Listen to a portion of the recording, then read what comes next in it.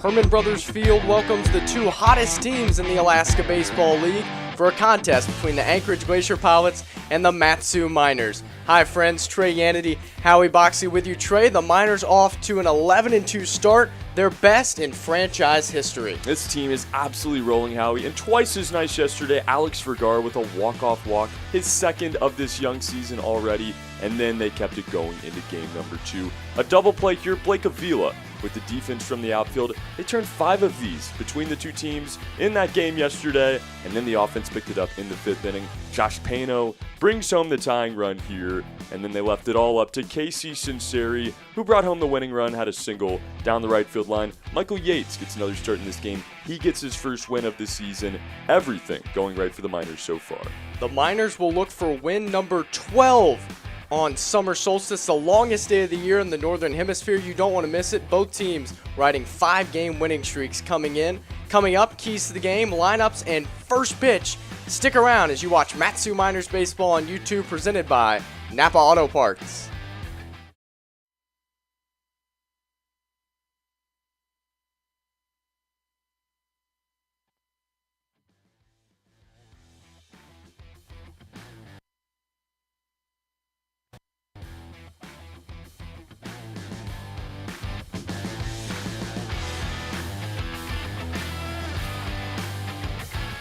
We welcome you back into Herman Brothers Field for Mat-Su Miners Baseball on YouTube.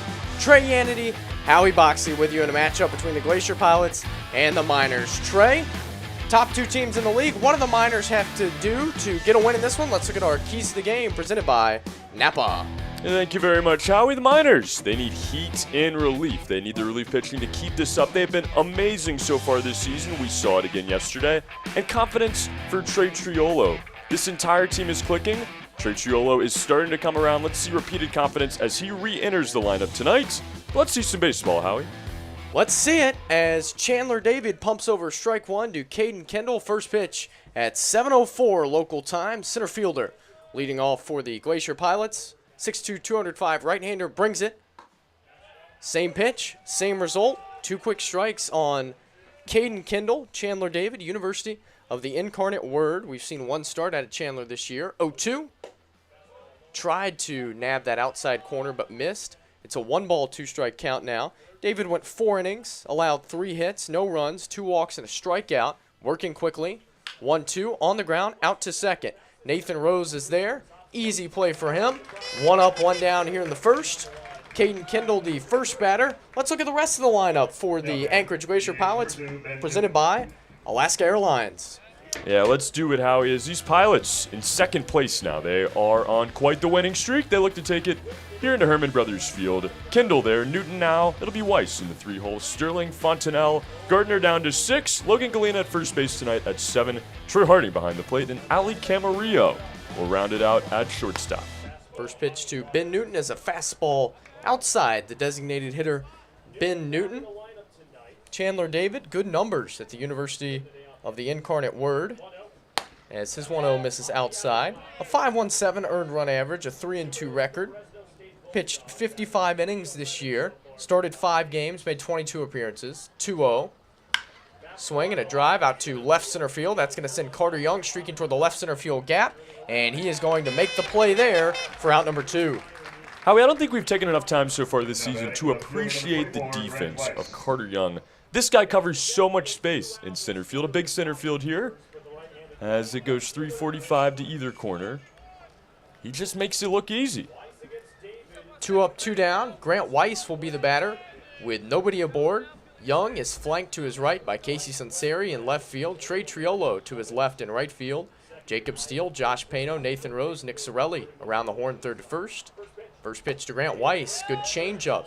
Swung on and missed. Steven Lancia doing the catching for Chandler David, who's looked good so far. Into the windup in the 0-1. Swing and a shot back to Young in center. To his left this time, plenty of room, and he makes the play to retire the side. 1-2-3 go the Glacier Pilots here in the first. It's the Glacier Pilots nothing, and the Miners are coming up as you watch Mat-Su Miners Baseball on YouTube, presented by Napa Auto Parts.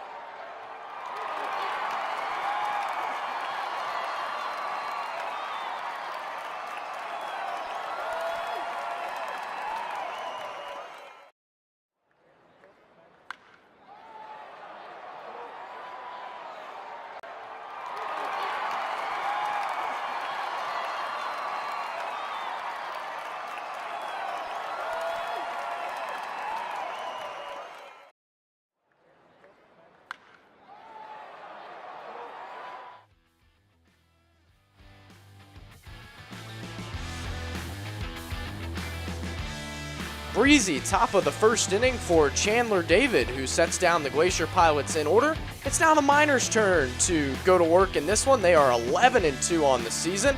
The Glacier Pilots come in 6-3, 3 games behind the Miners, second place in the Alaska Baseball League. Trey, what lineup does Tyler LeBrun throw out this time, as it's the home lineup presented by Alaska Airlines? Let's take a look at it here, Howie. For Tyler LeBrun tonight, Carter Young at the top, Casey Sinceri at number 2. He returns to left field. Blake Avila out of it. He's the DH tonight. Steven Lancia returns behind the plate. Nick Sorelli down to number 5 at first. Nathan Rose over at second. Trey Triolo, as I mentioned, back in the lineup tonight over in right field. Pano gets a bump up to 8, and Jacob Steele once again at third. He will be batting 9th. The Miners will have their hands full in this one as a 6'1", 195-pound, 20-year-old Lucas Braun gets the ball for the Anchorage Glacier Pilots, making his 3rd start of the year for Anchorage. He pitched 6 days ago against the Bucks, 6 innings, 2 hits, no runs, and 7 strikeouts for Braun, who hasn't allowed a walk to this point. It's going to be tough for the Miners' bats, Trey. Last time we saw the Glacier Pilots, they defeated the Miners right here at Herman Brothers Field, 1-0, a pitcher's duel for sure. Big City Braun out of Los Angeles, California. He will look to do the same, Howie, as you said, that his former team just a week ago did here at Herman Brothers. One of 2 losses the Miners have suffered this season. Carter Young to lead off. He is suddenly scorching hot as Palmer heats up as well. First pitch, swing and a miss. 74 degrees at first pitch under partly sunny skies. Warmest day in a while, Trey, and we might flirt with 80 degrees tomorrow as it has become just gorgeous in the month of June.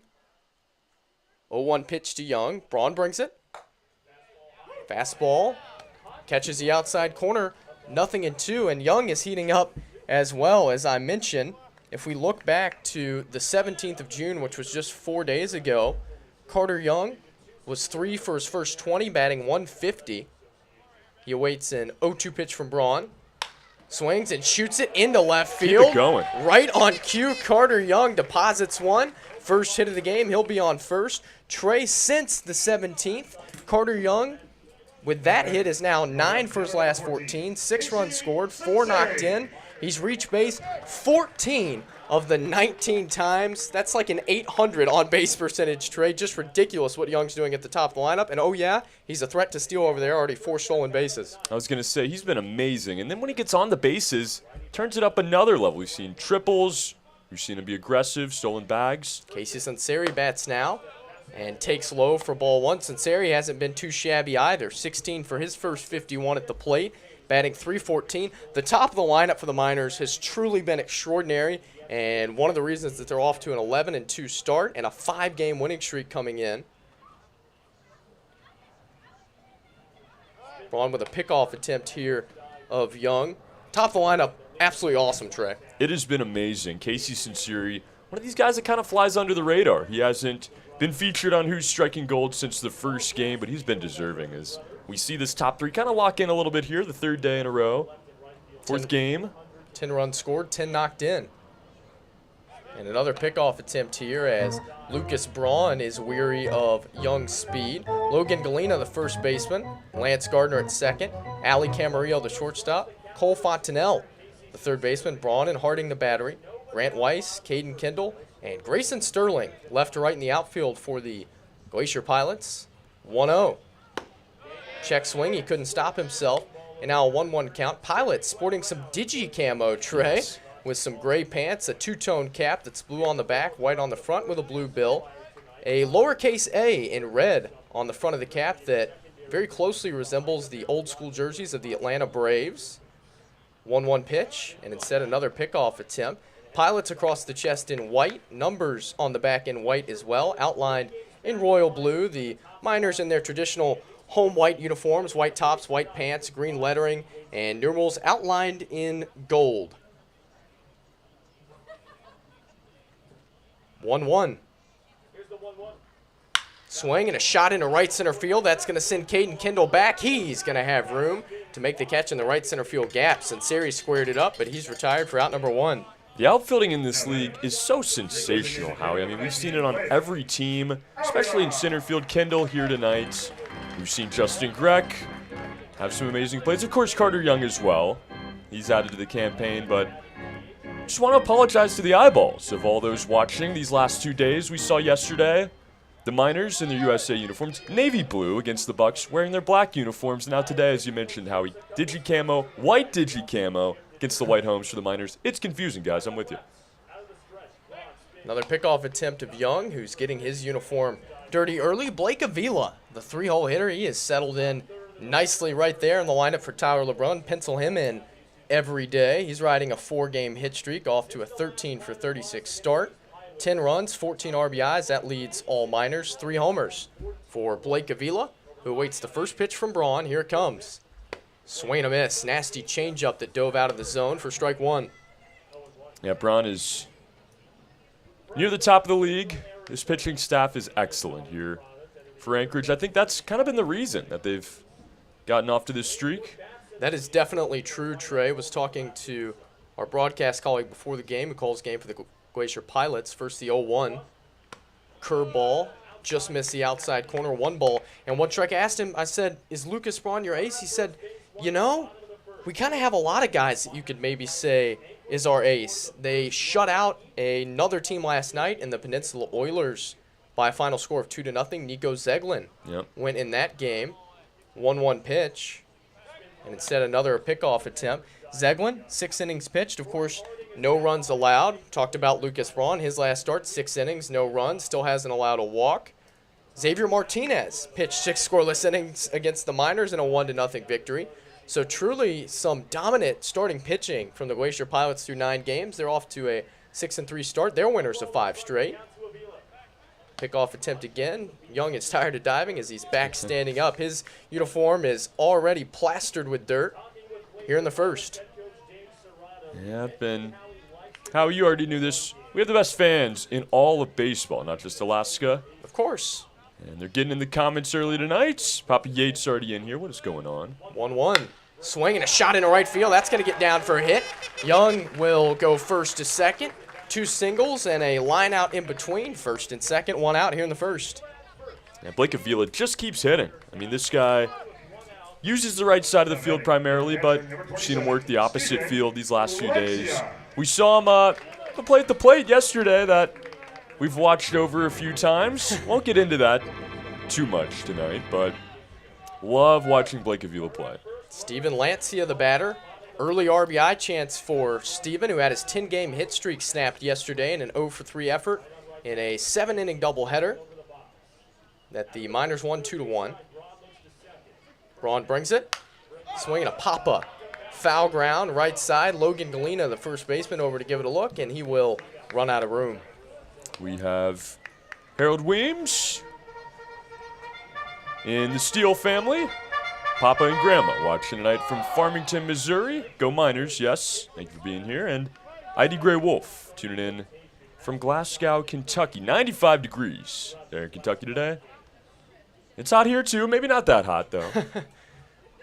Yeah, they would probably take 74. Yes. 0-1 curveball that misses low. 1 ball and 1 strike. That was pretty cool. Talking to Jacob Steele today. We heard that the entire Steele family gathers around the new outdoor TV and watches Miners baseball. How about that? Get a little cookout going and turn on the Miners, who are red hot right now. 1-1 to Lancia on its way. Chopped foul at the plate. Said his girlfriend is watching as well. We'll try to make him look good out there. Can be tough with Jacob now. We'll see him here in just a little bit. Over at third, batting ninth tonight.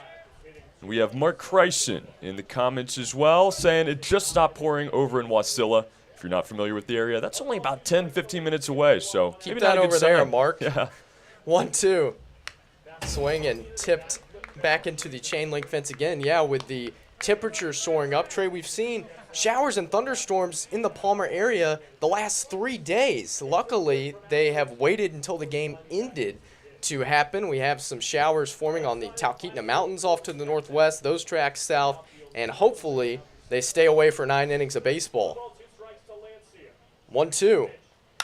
Swing and a high pop. Right field, Grayson Sterling over to his left. He is going to make the catch. Tagging from second and heading to third is Young. The throw is going to be cut off by Lucas Braun as Young advances on the flyout.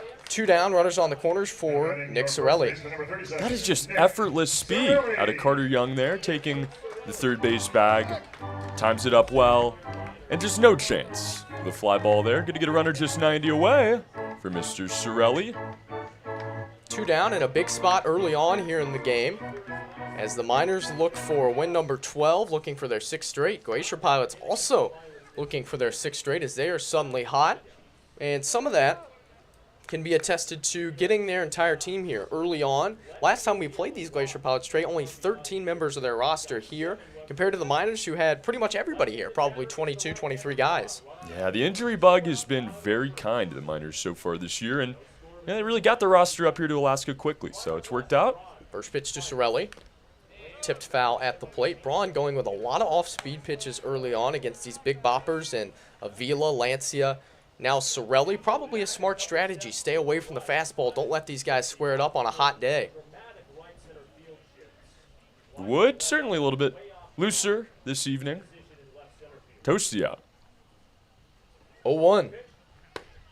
Pretty fastball. Nothing Sorelli could do with that. Strike 2.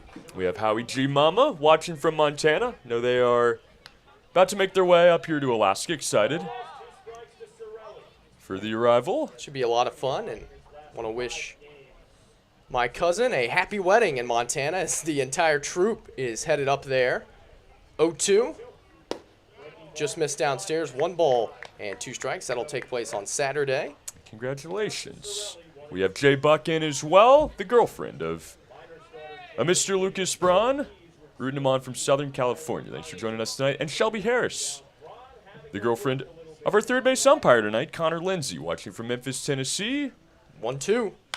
Swing and a little pop into shallow left field. Should be playable for Grant Weiss. And it is. So the Miners threaten in the first inning. They strand runners on the corners. We're off to the second. Glacier Pilots nothing. Miners nothing as you watch Matsu Miners Baseball on YouTube, presented by Napa Auto Parts.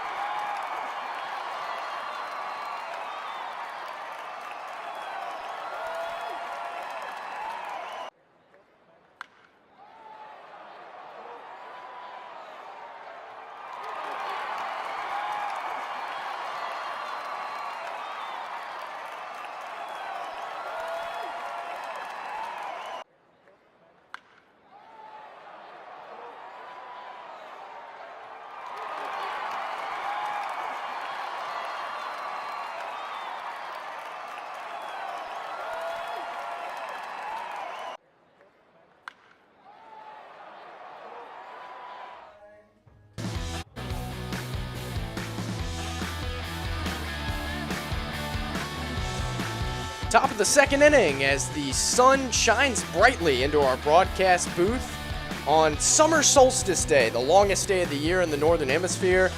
And so fun, we get to call a baseball game on the summer solstice as Grayson Sterling digs into the left-handed batter's box against Chandler David. And David will go into the windup and bring the first pitch. That is over the outside corner for strike 1. Trey, this will be the longest day of our lives, maybe for a very long time. Yeah, I don't know how we could beat it. I think we would have to be here on this very day to even tie it in the future. Just go north, North Pole. That's true. 0-1. Fairbanks. Outside corner, nothing in 2. But truly stunning. The sun is out technically for around 20 and a half hours on the solstice. Really, it's almost like 24 as you just have this dawny, dusky twilight phase that happens for a few hours from about 2 to 5 a.m. 0-2.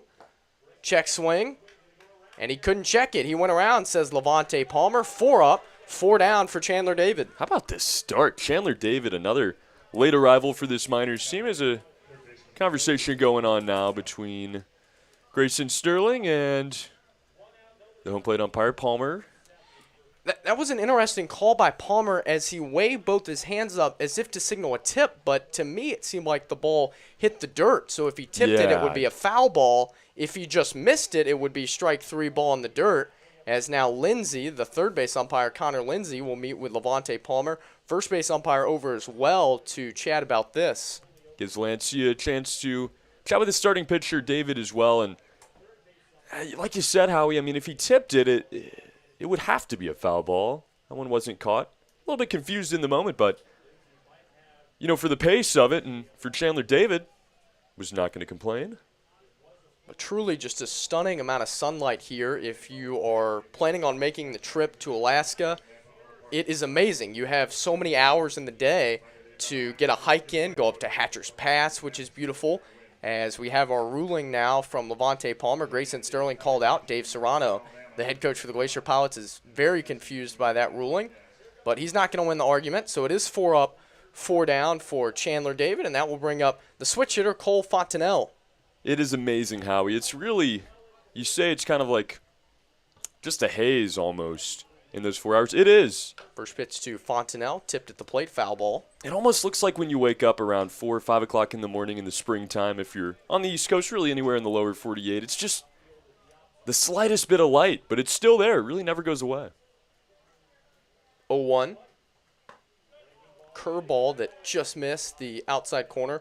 1 ball and 1 strike. Sun kind of just hides behind the beautiful mountains that surround the Palmer area for a few hours and comes back. 1-1, swing and a miss. Fastball right on by. How much movement are we seeing on this fastball right now? I mean, it is darting to the outside corner of the plate. Kind of throws it over the middle. Shakes off Lancia a couple of times. Nods and brings the 1-2. Swing and a miss. Filthy at bat that time by Chandler David. Back-to-back strikeouts here in the second. David is rolling in this game so far. We're seeing strikeouts. And outside of that, we're not seeing hard contact either. I know he's only faced 5, but it has been silky smooth so far for David. Lance Gardner will bat. Saddleback College for Lance. Originally from Mission Viejo, California, where he went to Capistrano Valley High School. First pitch. Outside, and a generous strike called by Levante Palmer. When you're hitting your spots and the ball is moving, you're going to get an expanded zone. Yeah, I think this is a reward there, as you said. 0-1. Grounded out to second. Rose will field that to his right. His throw is in time. Chandler David is rolling right along. We are through 1.5. No runs allowed by David. No base runners allowed by David. Glacier Pilots nothing, Miners nothing. As you watch Matsu Miners Baseball on YouTube, presented by Napa Auto Parts.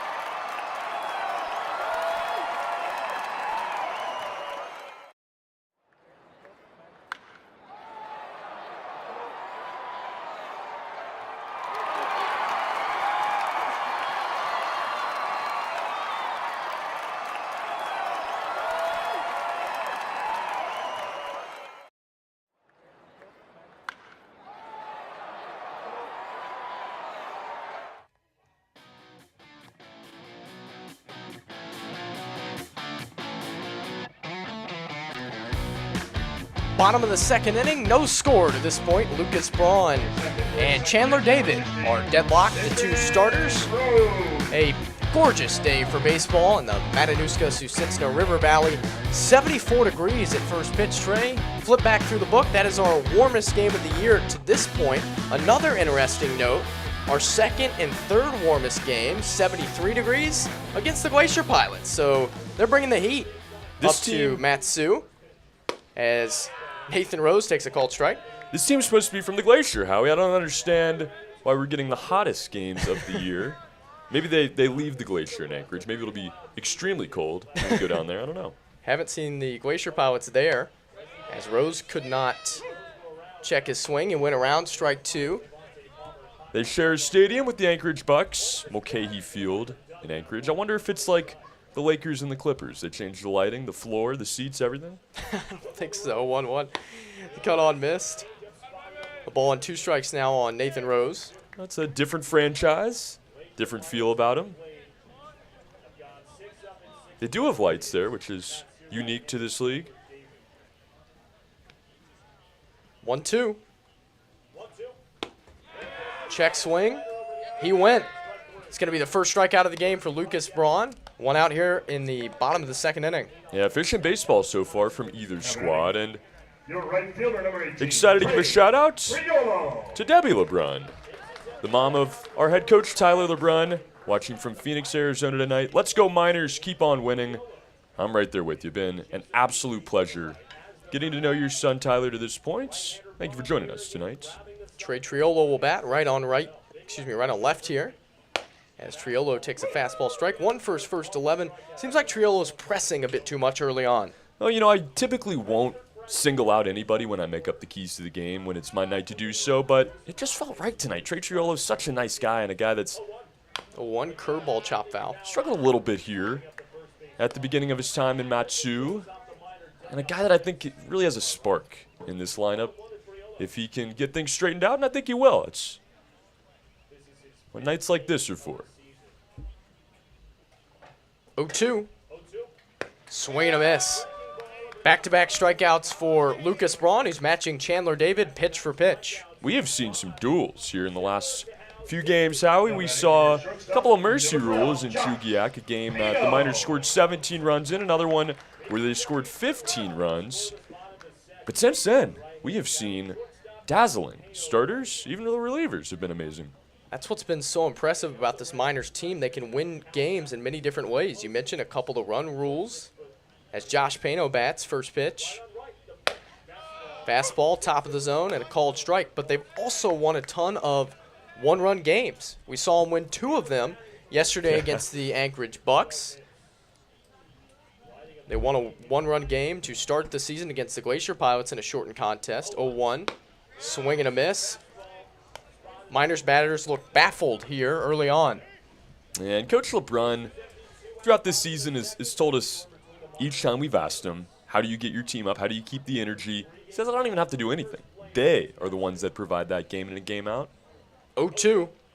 Swung on and knuckled down the right field line. That's a fair ball. That's going to drop in for a hit for Josh Pano, who is now 16 for his first 40 at the plate and flirting with a 400 batting average. Blake Avila and Josh Pano, 2 guys that go up there and just hit. It doesn't matter the situation, the count, their spot in the lineup. They find a way, and I think their numbers reflect that. But to kind of continue there, Howie, I think these close games are somewhat the reason for that energy, the reason they're able to keep it so high, because they're having to stay locked in. They're having to play in these intense baseball games night in and night out, and they win most of them.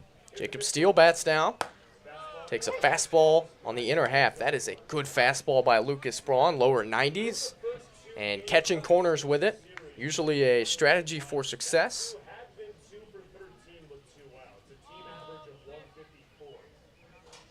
0-1 to Jacob Steele.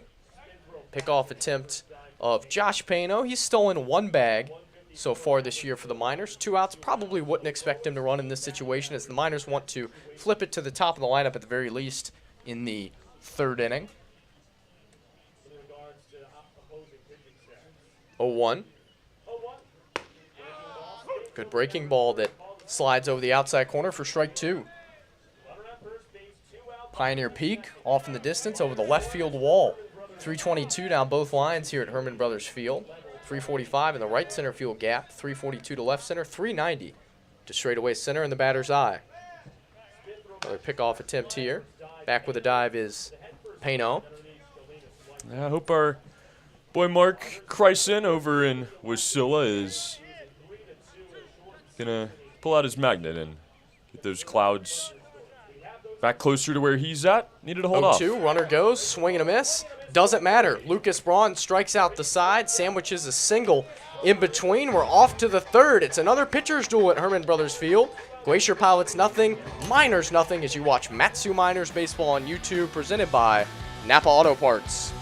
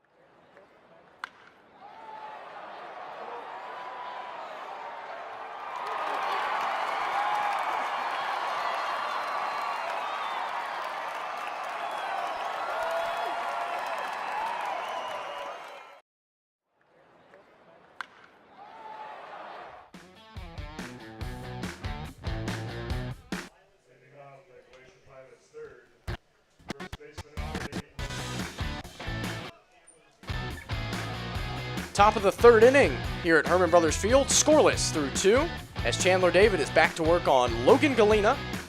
First pitch, swing and a miss, nasty changeup.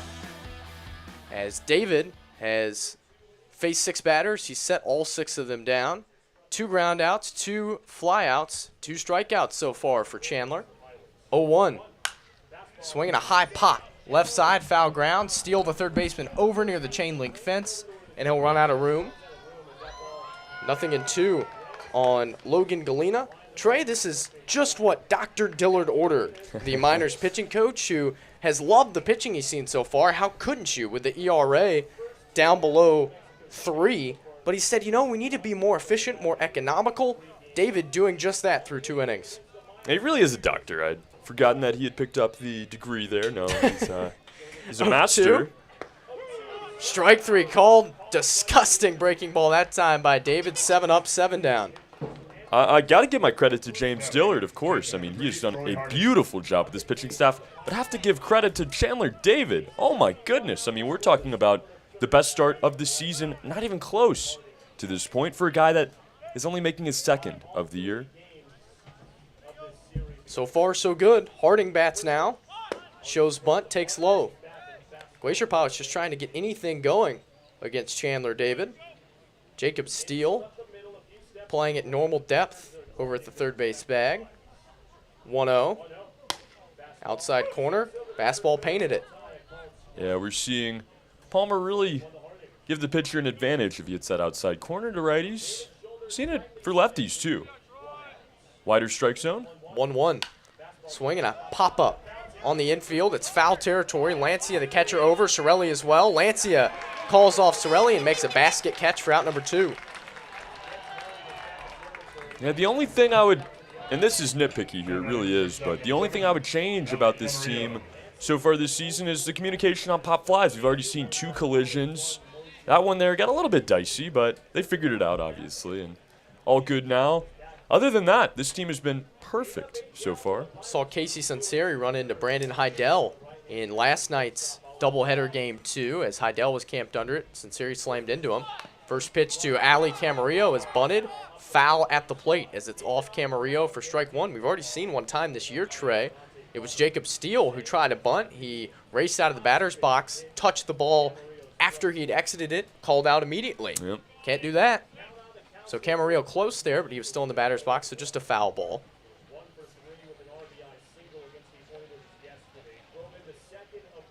David into the windup in the 0-1. Check swing. Pitch missed inside. Even count. Mark says it's still raining. And Wasilla, I'll keep it over there, Mark. We don't need it. Rain on Mark Kryson all day in Wasilla. As long as it stays dry in Palmer. 1-1. Swinging a shot down the left field line. That is a fair ball down in the corner. Alley's going to round first and head to second. Dug out by Casey Sunseri. It's a 2-out double, and the 9-hole hitter breaks up the perfect game here in the third. Yeah, Camarillo has moved all around this lineup as well so far this season in the limited amount of games we've seen against the Pilots, but he has hit just the same. No matter where he's at, breaks it up there. I think David maybe needed a blemish, reset, and get this third out here. Caden Kendall will bat, hit .328 this year at UC Irvine. Originally from Huntington Beach, California, 20-year-old sophomore. Grounded out, his first try in the first inning. First pitch. Off speed, strike called. It's almost like there's a magnet in Steven Lancia's glove. Forget about Wasilla. That slider is landing in the exact same spot on the outside corner.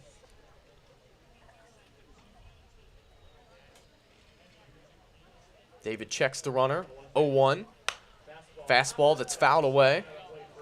He's getting ahead of every hitter, throwing strike one, mixing in his fastball with his off-speed pitches.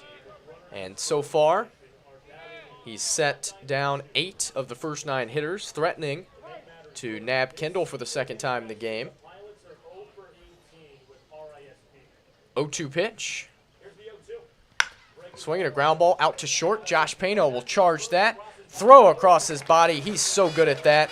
2 in the inning. Chandler David works another scoreless frame. We're off to the bottom of the third. Glacier Pilots nothing, Miners nothing. As you watch Matsu Miners Baseball on YouTube, presented by Napa Auto Parts.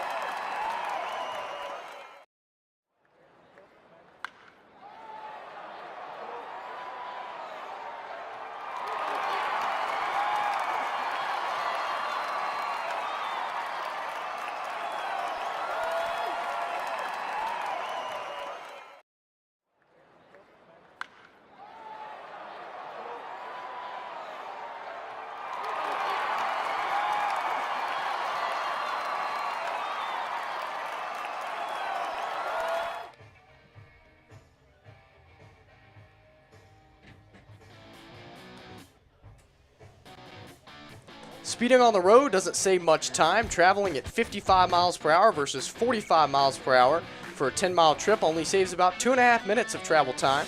The reward is not worth the cost. Stop speeding before it stops you.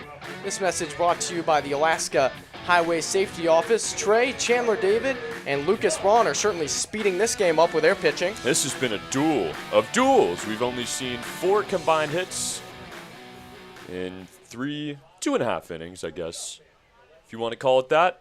But it has been fun. I'm one for defense. I like scoring, depending on the situation, but nothing quite like a pitcher's duel. First pitch to Carter Young, swung on and hit into shallow center field. Diving effort, can't get it. Carter Young just continues to get on base. A torrid stretch for the Miners center fielder. Yeah, he just can't cool down.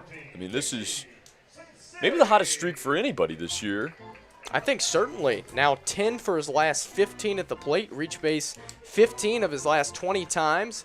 80% of his last 20 plate appearances have resulted in him being on base somehow, some way. That is remarkable. Casey Sunseri, the batter. Trey, 400 on-base percentage is considered great. Yeah, it doesn't hurt when you can steal him as well. He was picked off a ton in the first inning. That is why he has dirt all over his uniform. Braun quickly picking off at him again as he's trying to keep this game scoreless. Miners have scattered around 4 singles to this point. First pitch to Sunseri. Outside corner, strike 1. That's just so deceiving because it looks like a fastball out of the hand. Maybe not your typical 4-seam, but that pitch looks like a 2-seam fastball and just bites away at the last second.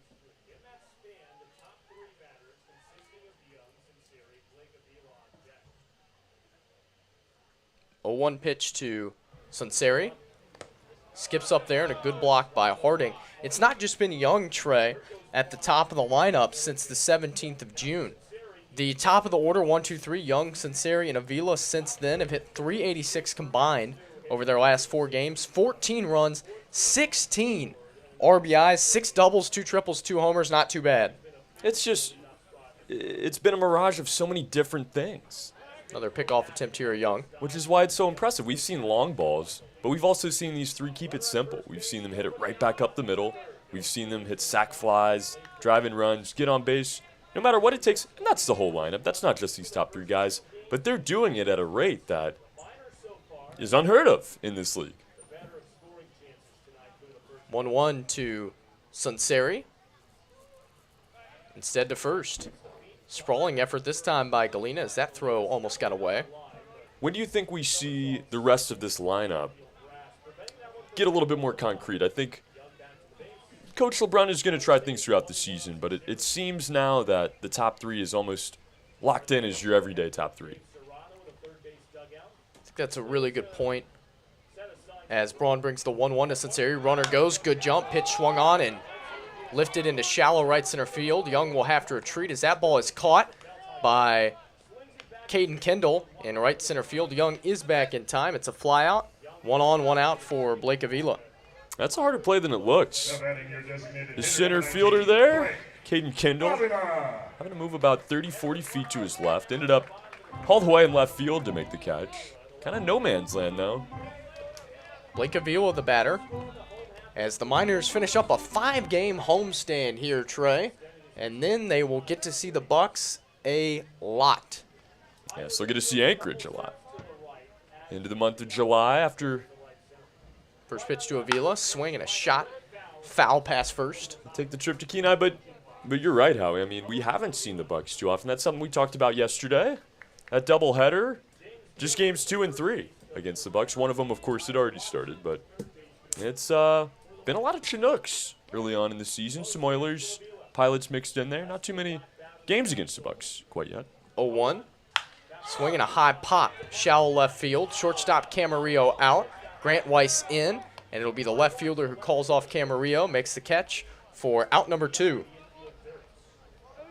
Saw a lot of this yesterday. Number 27, Steven First Sorry, Trey, go 4 ahead. innings, they didn't have the contact they were looking for. They were aggressive early in at bat. Seen a lot of that again here tonight.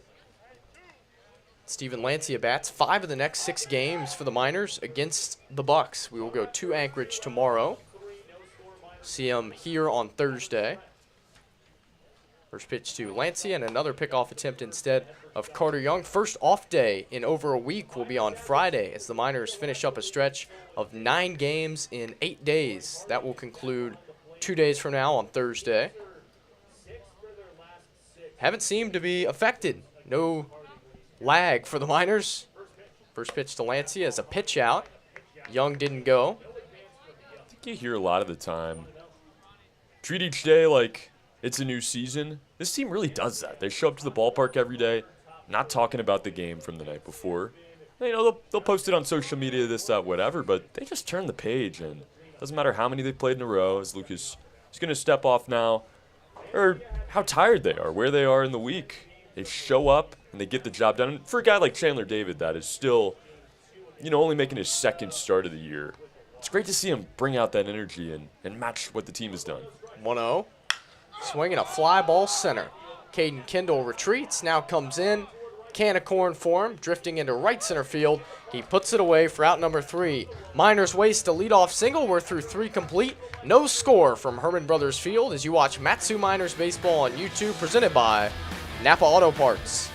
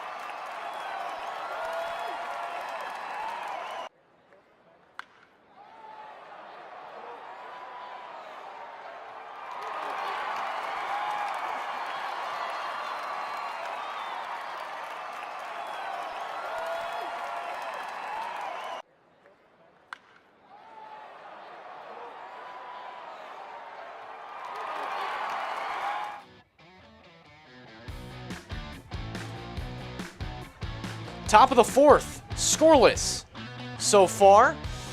Howie Boxley along with Trey Yanity. Trey, we're going to turn it over to you for innings 4 through 6. Let's do it. The middle innings here as you watch Matsu Miners baseball on YouTube. The Miners and the Pilots in a 0-0 draw to this point. The Miners 4 hits in the game, just 1 for the Glacier Pilots, as it has been a dominant effort for the starting pitcher, Chandler David. He will continue here as he will get set to face Ben Newton, the designated hitter. Fly out in the first. As David will try to continue his dominance in this game. One of, if not the best starts we've seen to this point. Still baseball to be played, though, Howie. In a scoreless game. Similar story between these two last week. From the windup, the first pitch from David. Fastball, called strike, as we see that expansive strike zone register another 0-1 on the hitter Newton. That was the game last Thursday. David started that one, went 4 innings, gave up nothing. Game was scoreless heading into the 9th. As that one's in the dirt, it'll be 1-1. And really in that game, Trey, just a great managerial prowess by Dave Serrano, the veteran head coach for Anchorage, manufactured that run in the 9th, picked up the win. This one swung on, poked down the left field line, a foul ball. It'll drift into the seats now, 1-2. Good question from Steve Lindsay in the chat. Anyone know the origin of the can of corn expression? I don't. It's I going don't to have to either. be a Google here. As the windup in the pitch is a fastball. Up in the zone, it's going to miss. 2-2. Trey, you know you could have cheated and just say you knew and then looked it up. I'm not that quick of a Googler. Howie, I would have had to manipulate my way around it. The 2-2. Check swing and no strike call. Misses away, 3-2.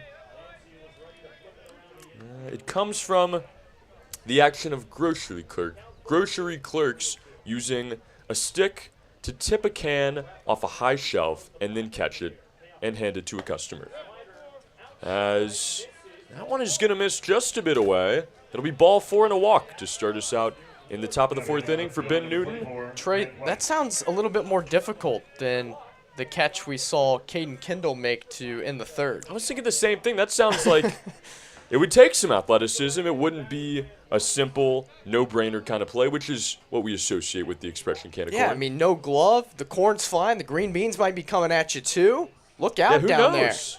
If there's more than one can, it would probably be difficult to get accurate with the broomstick or whatever you're using. It's going to be Grant Weiss, the left fielder, stepping in. He takes a strike, a fastball on the inner half there. A nice one, and it is 0-1. Why corn?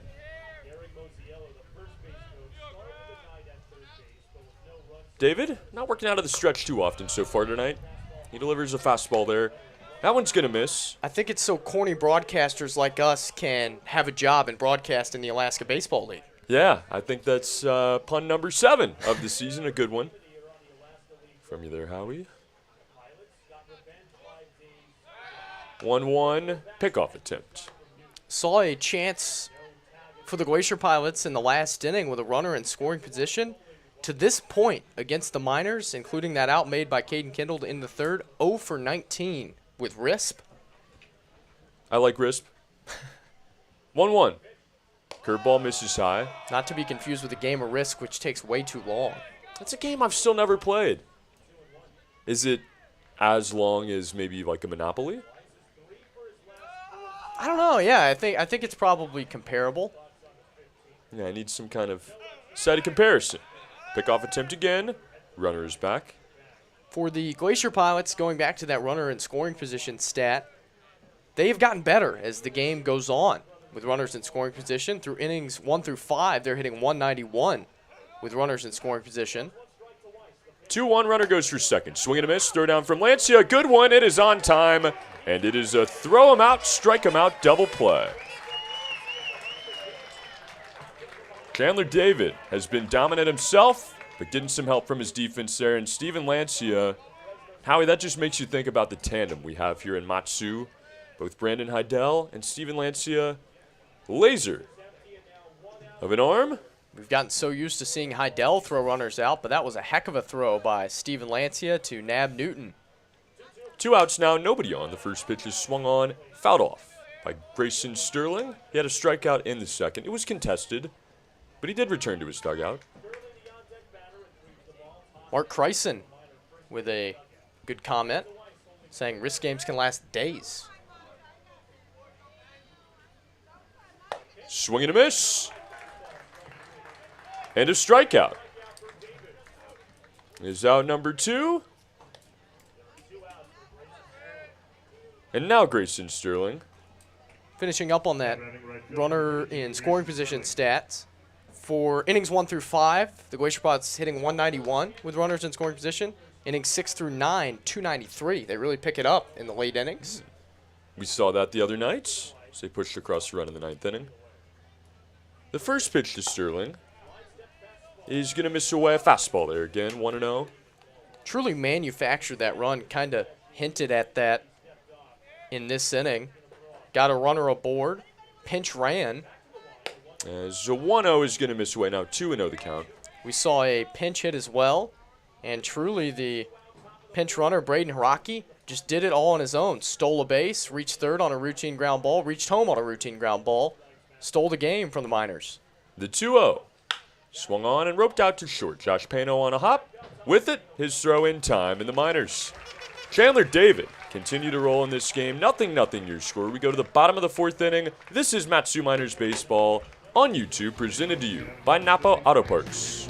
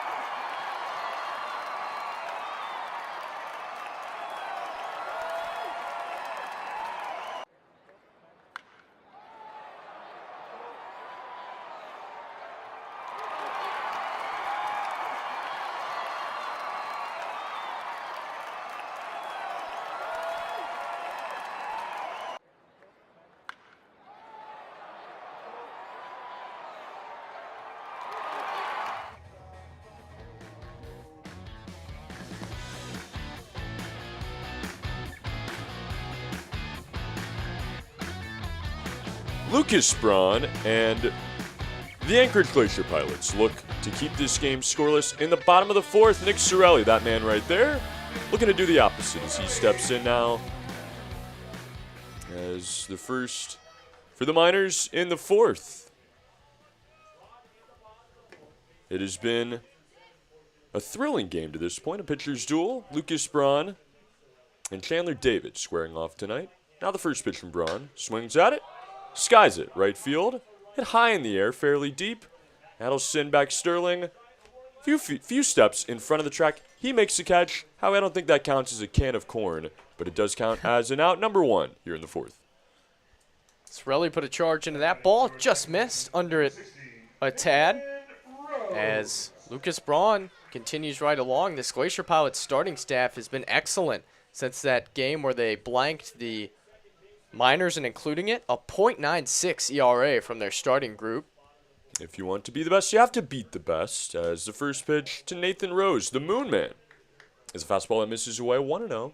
Yeah, the Glacier Pilots would claim they just haven't had enough opportunities. They're 1-1 against the Miners through 2 games. They trail by 3 in the game's back column. The 1-0 now is in the dirt, 2-0. However, they played 4 less games than the Miners, Trey. So they're 6-3. The Miners are 11-2. In theory, if the Glacier Pilots won all 4 of those games that they have extra, they'd be 1 game back. The 2-0 now. Swings at it, grounds it to third. It's going to be Cole Fontenelle An easy throw on to first. Out number 2 goes Nathan Rose. And now Trey Triolo will come up for his second at bat of the night. 2 outs and nobody on. And Howie, game number 1 did not finish in 9 innings. If you found the most diehard of Pilots fans, they might tell you they could be 2-0 under the right circumstances. Certainly could. That game called in the 6th inning after the Miners scurried ahead.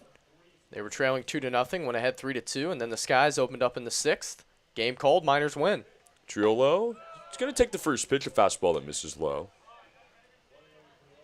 I think for Triolo, it's just he's trying to do a bit too much. 1 for 12, hasn't produced a walk. The team is doing so much around you. Sometimes you feel pressure to be the guy. As he takes that one low, now 2-0 the count. When you don't really have to be. You kind of just slide in and fit into the puzzle and the machine that's working so well. But when you try to do too much, your numbers suffer as a result. 2-0 now, swings at it, hits it up the middle. A soft roller out to short. Camarillo with it, throws across his body in time for out number 3. The Miners go down in order here in the 4th. But this game is tied at 0, and that is why you need to jump with us to the 5th. Miners Baseball presented to you by Napa Auto Parts.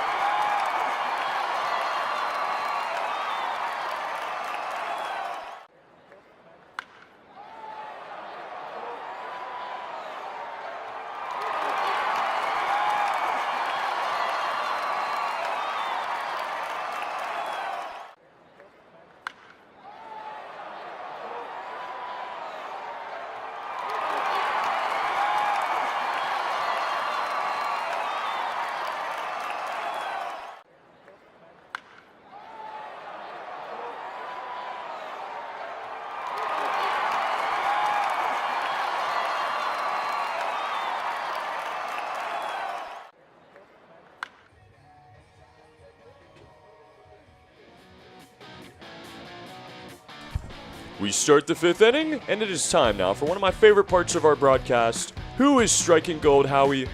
Who found it? It's Michael Yates in our Who's Striking Gold feature presented by Alaska Mining and Diving Supply. Yates was brilliant yesterday. 5 innings, 2 hits, only allowed 1 run, picked up his first win of the year. As we resume it here in the 5th, Cole Fontenelle, the third baseman, steps in to face Chandler David. Chandler David trying to match Yates' excellent performance and surpass it. Yeah, I was going to say, already has been dominant in this one. As I'm leaving the count now. 2-2 we have on our scoreboard. I don't think that's right there. It gets reset. 0-2, the count on Fontenelle. Thought about it. He's going to lay off. It misses away. Now 1-2. Fontenelle, a strikeout in the 2nd. David has just been so good in this one. Curveball, slider, fastball, changeup, all working for Chandler. From the windup, the 1-2 now in the dirt. 2-2. When you have all 4 of your 3-1. pitches working, Trey, it's just fun to watch. That's definitely not right. Yeah, now Levante Palmer signals 2-2. David was about to have a come apart on the mound as we've seen a foul ball and a called strike in this count. Palmer has it right now. 2-2. Misses high now. 3-2 the count. But when you have all of your pitches working, you can just go to whatever you want. You really can. The full count pitch. Fouls it off. You really can. I mean, you saw him dropping a curveball on Fontenelle. We've seen him strike out a couple of batters with a slider. The changeup has looked good early in counts, and he's painting his fastball in all corners. The 3-2 again. Inside. He's going to miss there. Ball 4. Second walk allowed tonight by David, and it's a runner on first base with nobody out here for the Pilots. Leadoff man aboard here again in the 5th inning. Newton was on in the 4th, erased by Steven Lancia and a caught stealing. Lance Gardner now, the second baseman, steps in. He had a ground out in the 2nd inning as well. Here's David from the stretch. As Gardner squares around to bunt there. He pulls it back, but a called strike. Should have kept it out. Usually when you see something like that, it's almost batters that don't believe in their bunting ability. They get the bunt sign and show it to act like they were trying to bunt. The 0-1 now. Runner fakes a steal. Called strike. But they weren't confident enough in their stick and were thinking of pulling it back all the way. Yeah, sometimes I think kind of get caught up mentally there. You see guys nowadays pull it back, I think, more than we saw maybe 3, 4, 5 years ago. Don't want to risk it if they don't think it's close. Now the 0-2. High and in. Of course, the ball doesn't have to be a strike to be bunted either. You move your body up and down. That bat comes with you, and you just try to catch it. Of course, easier said than done against somebody who's throwing 90 with cut. But it can certainly be done. And now 1-2 on the way from David. Looks back the runner. Now delivers. Runner's going to take off for second. Lancia's second throw of the game is another bullet, and it's another out on the base pass for Anchorage. Another stellar throw by Steven Lancia to erase a leadoff walk as the Glacier Pilots are just running into outs by running into the arm of Steven Lancia. Chandler David has been too good. He's just walking batters to allow his teammates to get in on the action. That's all. Well, another walk erased, and one out, nobody on now. A 2-2 count to Gardner from the windup. Pokes at it. Softly rolled out to first. Nick Sorelli's going to have to flip it on to his pitcher, Chandler David. He is there in time, and it is out number 2. To me, Trey, that's really playing into the hands of what the Miners want in this game. David has only allowed 3 base runners. He's almost through the 5th inning. And when you run into outs like that at second base, you stymie all of your momentum. On the flip side, of course, if the base was stolen, instantly a runner in scoring position. But it feels like you're giving David an easy out when he's leading off innings with base on balls. Stymie. I like it. Learn a new word every day here with Howie. We should have a word of the day. As the first pitch to Logan Galena, the first baseman, called strike, another slider there. Drops in. How are you feeling about these Digi Camo uniforms, Trey? I like Digi Camo typically. I don't like the white on white, as that one's going to miss away to make it 1-1. I've always been a fan of the digital camo. If it's done right, you don't want to get carried away. I mean, it's, typically used at this level more than you'll see in the pros. 1-1. Swings at it, hits it high and deep in the air to right field. This ball is hit well. Young, back at the track. That one's going to hit at the base of the wall. Galena will round first, stands up at second, and a 2-out double for Logan Galena is life for the Pilots here in the 5th. Right to the point. Galena doubles. If Fontenelle wasn't erased, he might have scored on that 2-bagger. No question. Would have gotten around the bags, and it would be a lead. But Steven Lancia, with the gun down there, keeps this game scoreless. As Chandler David tries to keep it that way here in the 5th. Now 2 outs, a runner on second base. It'll be Troy Harding, the catcher. He popped out in the 3rd. Now set to face the first pitch. In the dirt, blocked up. Nice job there by Steven Lancia to keep it in front. Now 1-0 the count.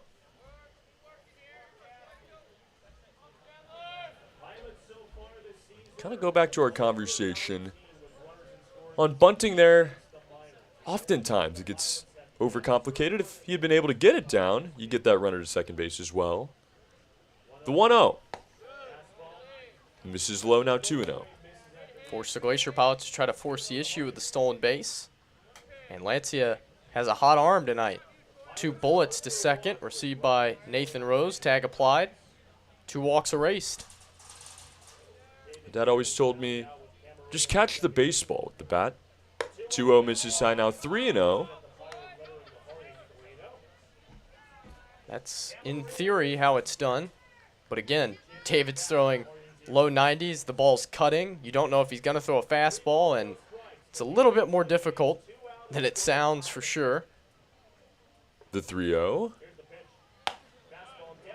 Right down Broadway. It's a called strike now, 3-1. It's such a unique part of the game, or important even, could be the word there. Something that you don't think about as much. The 3-1. He's going to miss a bit high. Ball 4. The slider has been good tonight, Howie, but you're exactly right. The fastball has had all kinds of movement. But another walk here, the second of the inning. We'll put runners on first and second now. Still 2 outs. Something to bunting. Of course, we see the designated hitter pretty much all across the game at this point. It's something that pitchers used to be asked to do a lot, but in the day and age of all the shifting, you get a free hit if you can bunt a ball down the third base line if you're a left-handed hitter. And it becomes an interesting conundrum with a ton of big bopping lefties.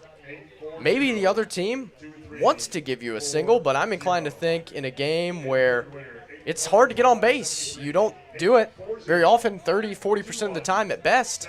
What's wrong with a bunt single every once in a while? Yeah. Right situation. Throw him off guard. Why not? James Dillard gives David a visit. Mason Brandenburger getting loose down there in the Miners bullpen. Maybe you keep them honest as well. Maybe they shift less against you if they know that you'll take the free hit. Yeah.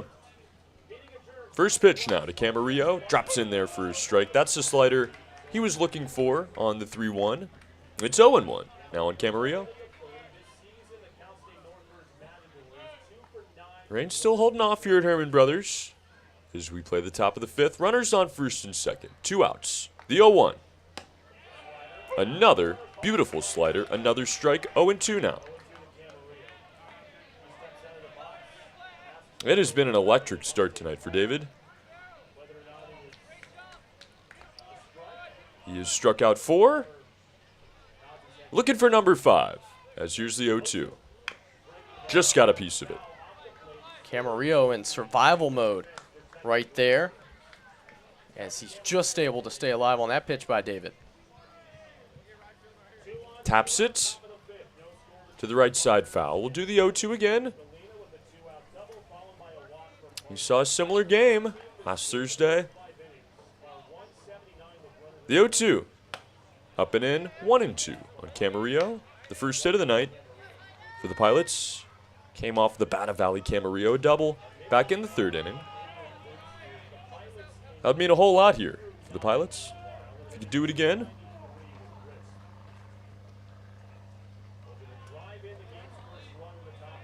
And now the 1-2. Check swing. Appeal, and he did. A late appeal, but that doesn't matter. It's still a strikeout, and out number 3 here is Chandler David. Will strand 2 runners on base, and the Miners keep this game scoreless as we head to the bottom of the 5th inning. Don't go anywhere. You are watching Matsu Miners Baseball, presented to you by Napa Auto Parts.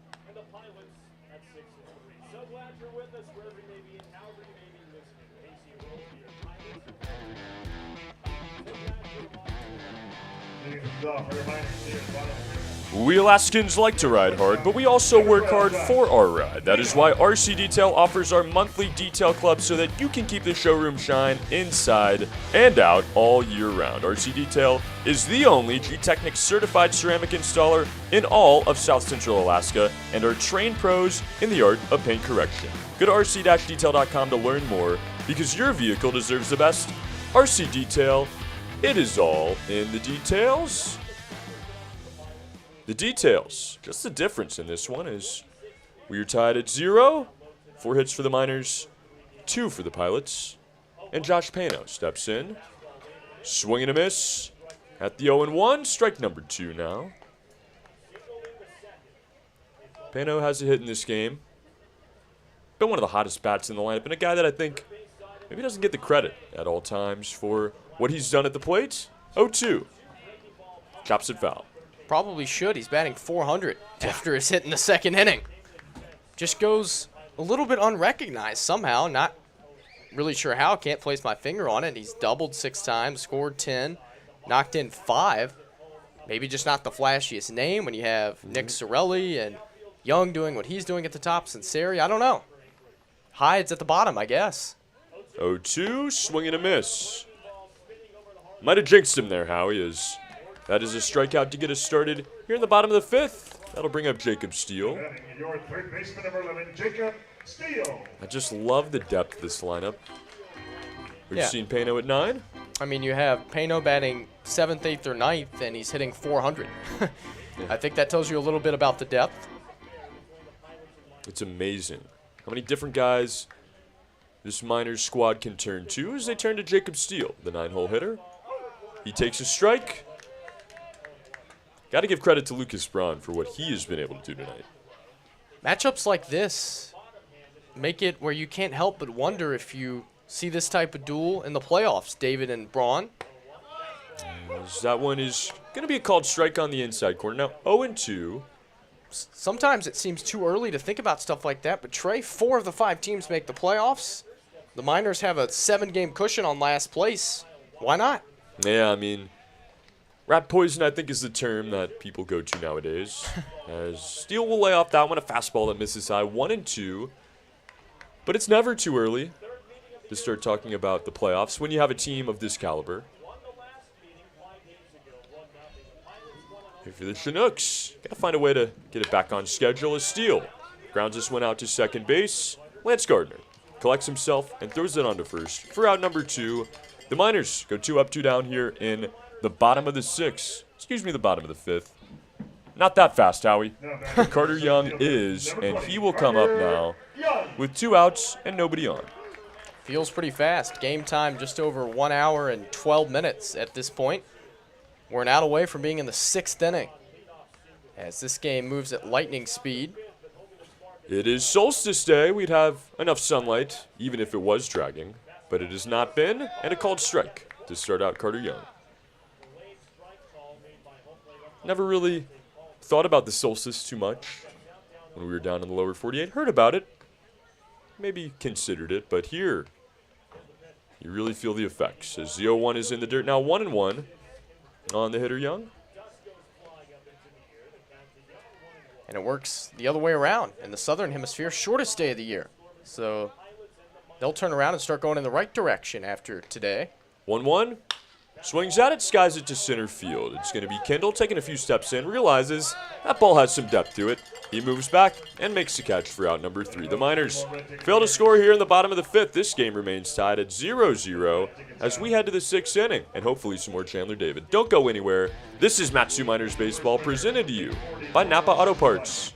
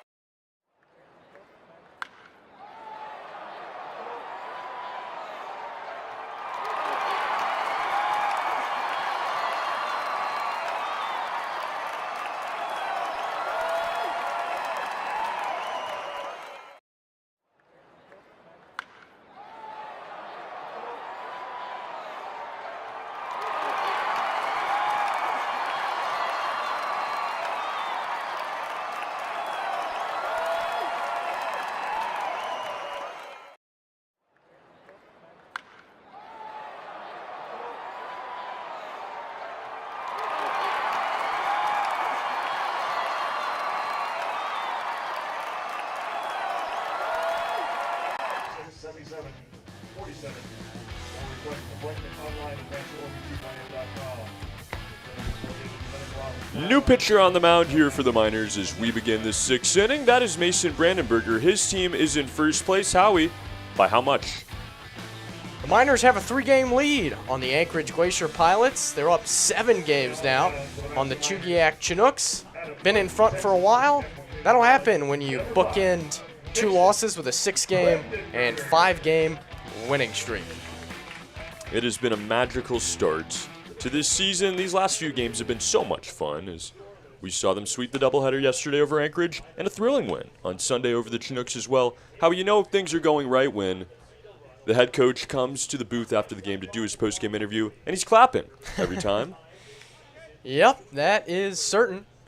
As Tower LeBrun, a lot of passion behind his coaching talents. Skip, as he's known around here. Corners in to start. Brandenburger, first pitch is swung on, and Jacob Steele casually is going to field that one and throw it across the diamond. That will retire Caden Kendall, the leadoff hitter in the 6th. The leadoff hitter of this game goes down, 1 away, 1 pitch for Brandenburger. Had Caden Kendall played perfectly. Don't know how they got the book on him, but corners were in, and that ball was bounced right to Steele, an easy first out. May have to do with Brandenburger as we see it again. For Ben Newton, the designated hitter, another righty. First pitch is a called strike. Brandenburger making his 4th appearance. He's allowed 9 hits, 5 earned runs to this point, 4 walks, 10 strikeouts, and a 5.19 ERA. 0-1 now. As that one is going to register as well. Outside corner, 0-2. Jacob Steele, always been a relaxed guy, funny guy. Big personality on this team, but likes to keep it cool. He did so there, Howie. He didn't even sweat. On the ground ball. So that 0-2 is going to miss low now, 1-2. I think that the Miners realize that the Glacier Pilots are going to try to manufacture a run just like they did 5 days ago in the 1-0 victory. And with the speedsters in Caden Kendall and Ben Newton, they don't want a bunt single to start a rally that could be the difference in this game. Yep. 1-2 misses away. Now 2-2 the count. Guy like Braden Haraki that could come in and pinch run again. Something of the sort. Talked about it in that game, Trey. In tight ones like this, pitchers' duels, it's sometimes one move, one mistake, one good play that wins someone the game. Yep. As that one is grounded out to second. To a knee. Goes to second baseman Rose. But a dart and a good one onto first base is in time for out number 2. It looked like Rose maybe slipped on that play. Was able to manage it and get the out. Awkward play for Nathan Rose as he dropped to both knees and was somehow able to get enough on the throw. You just never know when it's going to come. I give credit to Dave Serrano for that win in the 9th inning. Of course, Braden Haraki was the man who ran, but it was a great decision by Dave Serrano, and the Miners felt helpless after they allowed the base runner, and Haraki was allowed to pinch run. And sometimes just one move in baseball makes all the difference. It did on Thursday in a very similar game to this. 0-0 as we played here in the top of the 6th. Now 2 outs and nobody on for Grant Weiss. He takes the ball. Now the second pitch is a strike. Fastball on the outer half, 1-1.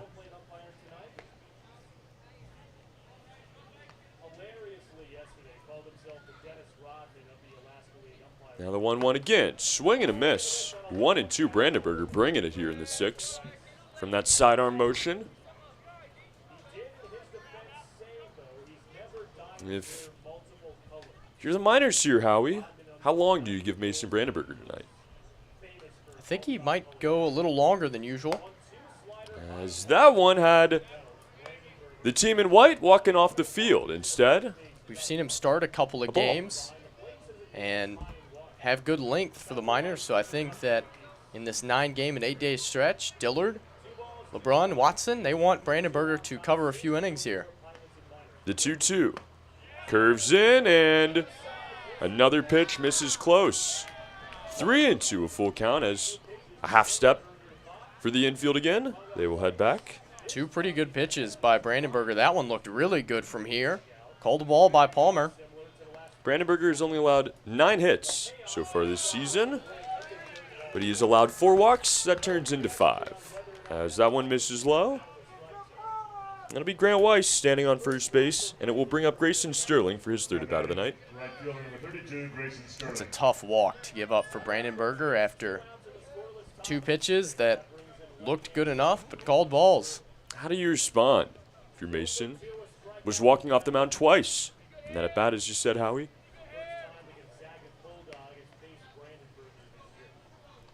As he will now face Sterling. First pitch, pulls the string on him, a swing and a miss. Slider hits outside 0-1. Still some cotton flying around in Palmer from the cottonwood trees. Yeah. Temperature in the 70s for this one. 0-1 inside, 1-1. I think the cotton's getting thicker as we get further into June.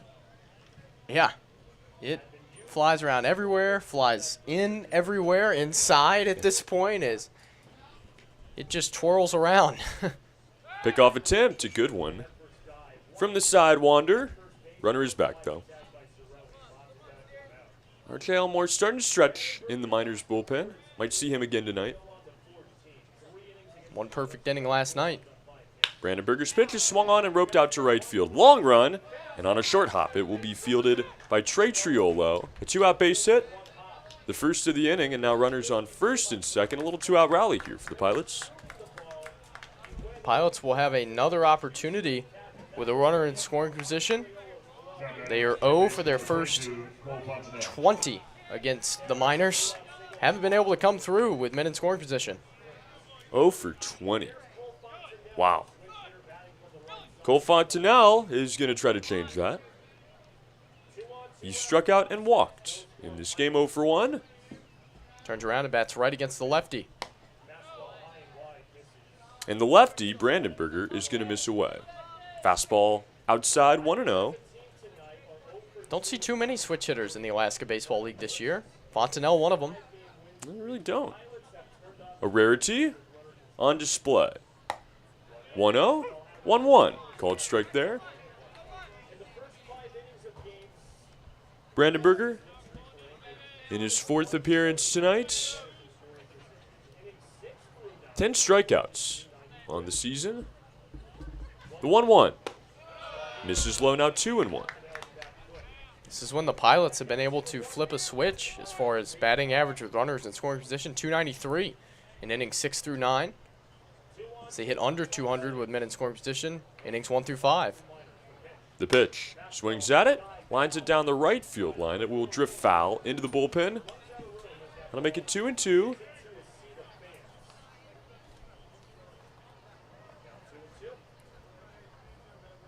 Miners thought they were out of this inning, as Grant Weiss took his at-bat, but he ended up walking. And a hit by Grayson Sterling has put runners on first and second. Brandon Berger trying to clean it up now. 2-2, 2 outs. From the stretch, he looks back to runner at second, now delivers. And a swing and a miss. He will indeed get out of it. The Miners strand 2 on the bases. This game is tied at 0-0. We head to the bottom of the 6th inning. Don't go anywhere. You're watching Matsu Miners Baseball, presented to you by Napa Auto Parts.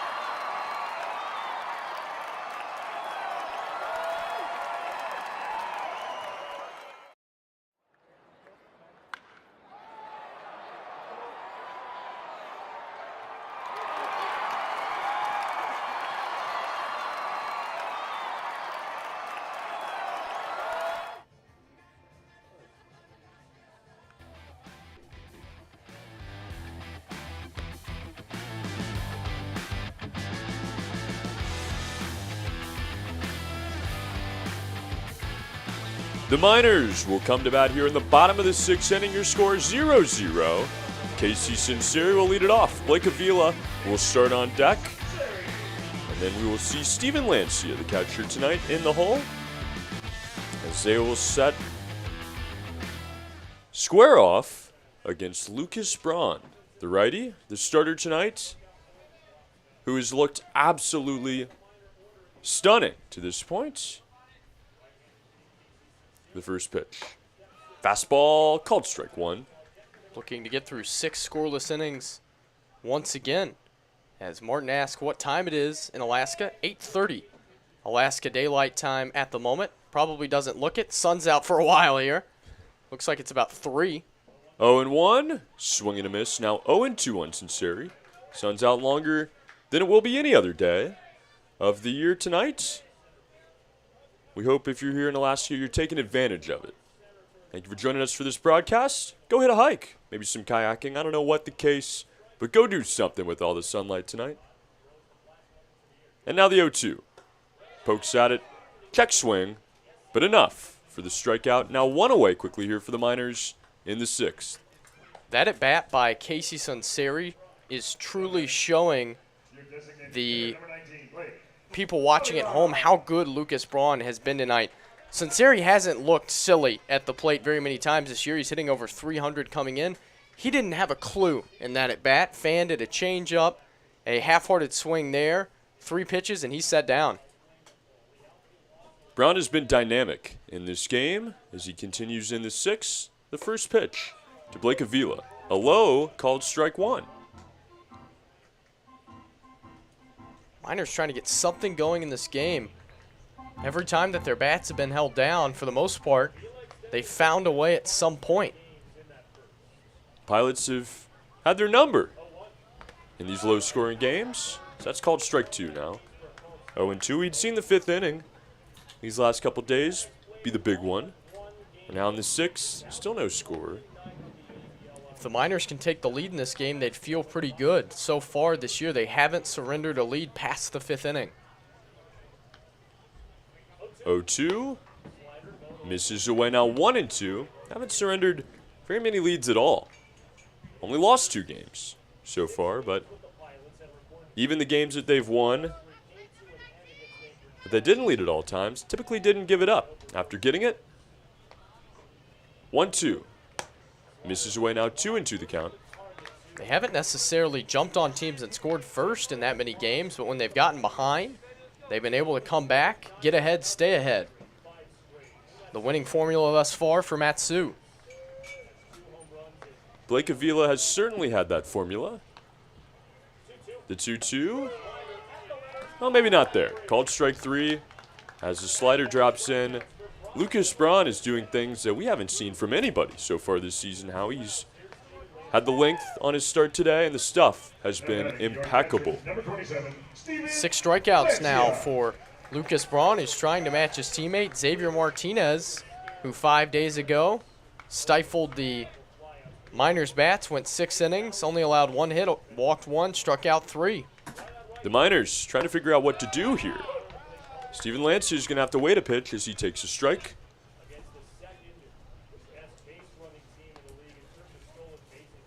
Challenge being presented.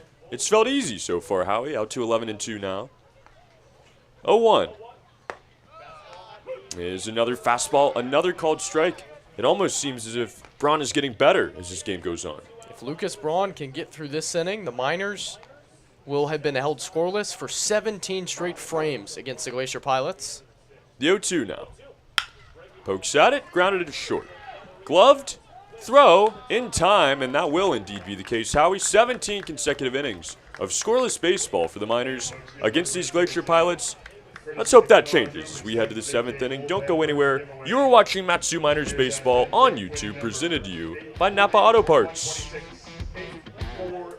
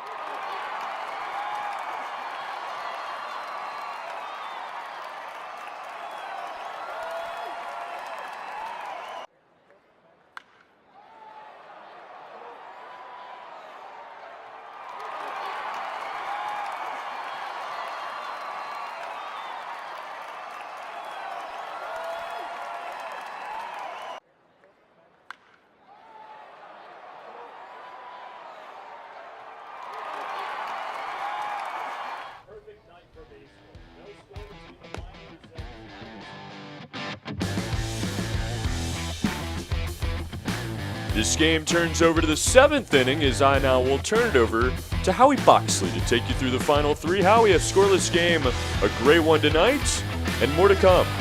Thanks so much, Trey. A pitcher's duel from Herman Brothers Field on a Tuesday night. Picture perfect evening for baseball on the summer solstice as Mason Brandenburger will continue for his second inning.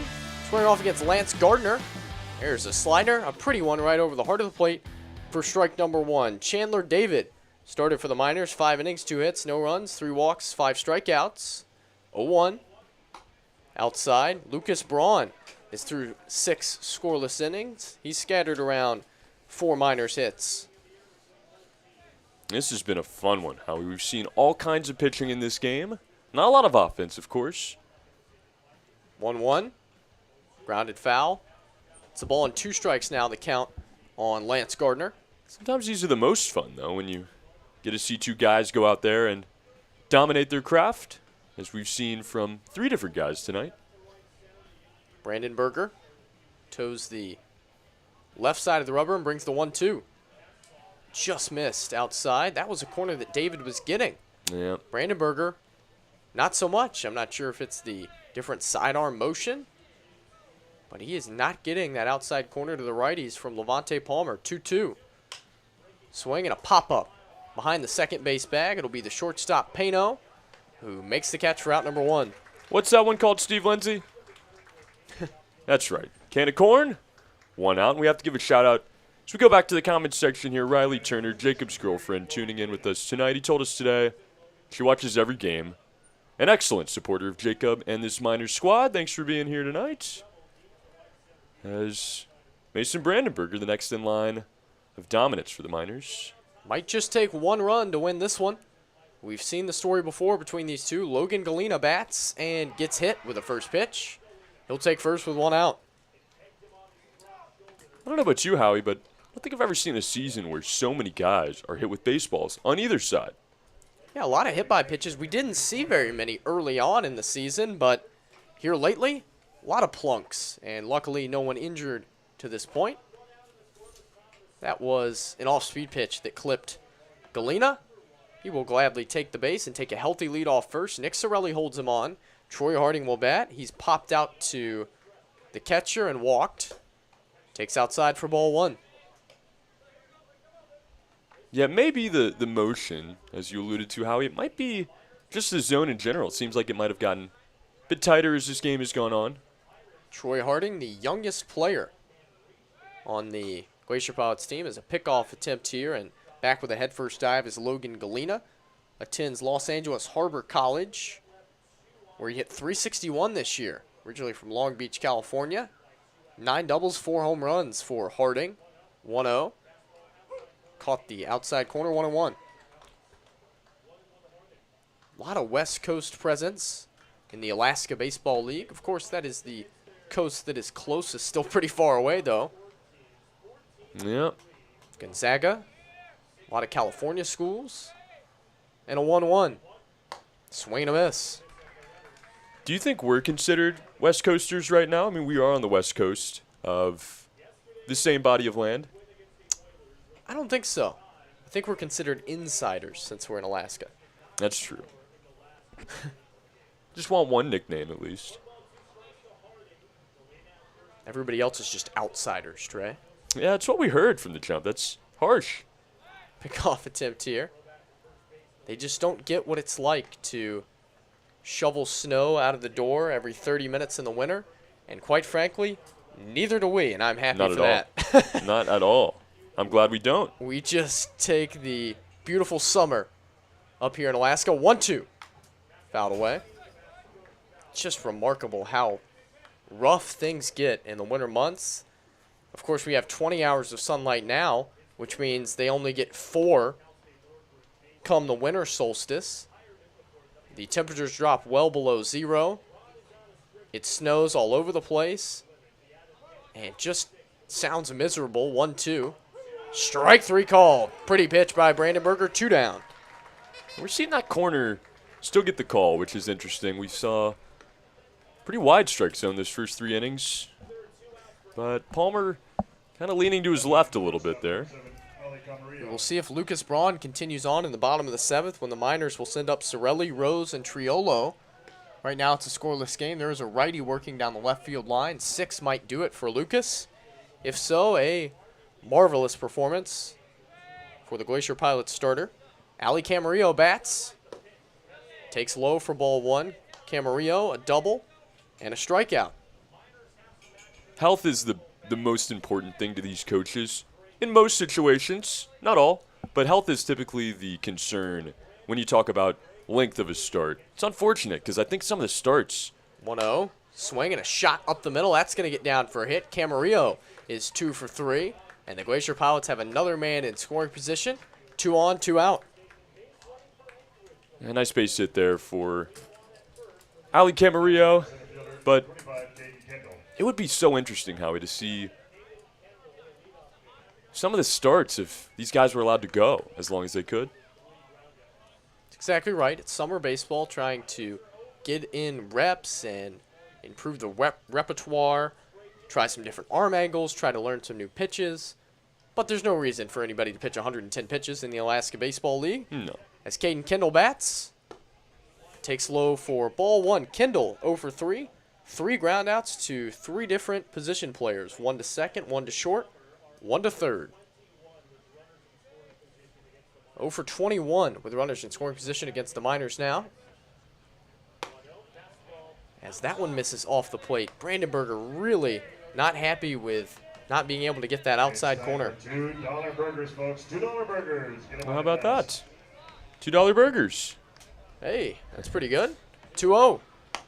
That one's certainly outside. 3 balls and no strikes now on Caden Kendall.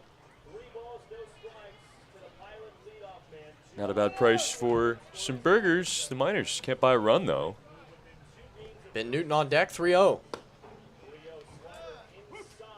Called strike late by Levante Palmer. Wow, it was almost like he wanted to call it a ball, but Caden Kendall never left the batter's box, so he let it be a strike. That was strange.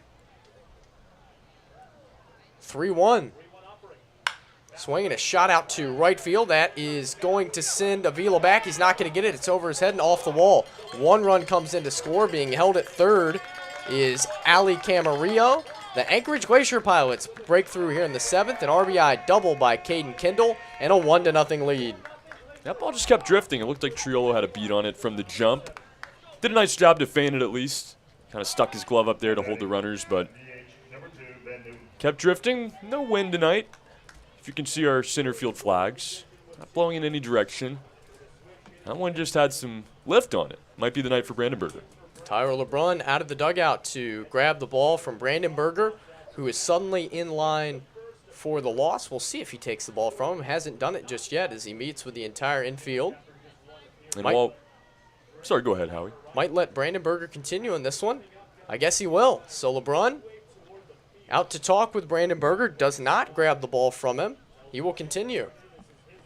Big spot, 2 on, 2 out. Interesting meeting there. You don't see that too often. The head skip out there, but brought everybody in. Needed to get this infield reset. RJ Elmore is warmed up down the right field line. Maybe just one of those talks, hey, we're not going to let 1 run beat us this time. As Ben Newton bats. First pitch. Here's a pretty pitch right down the middle for strike 1.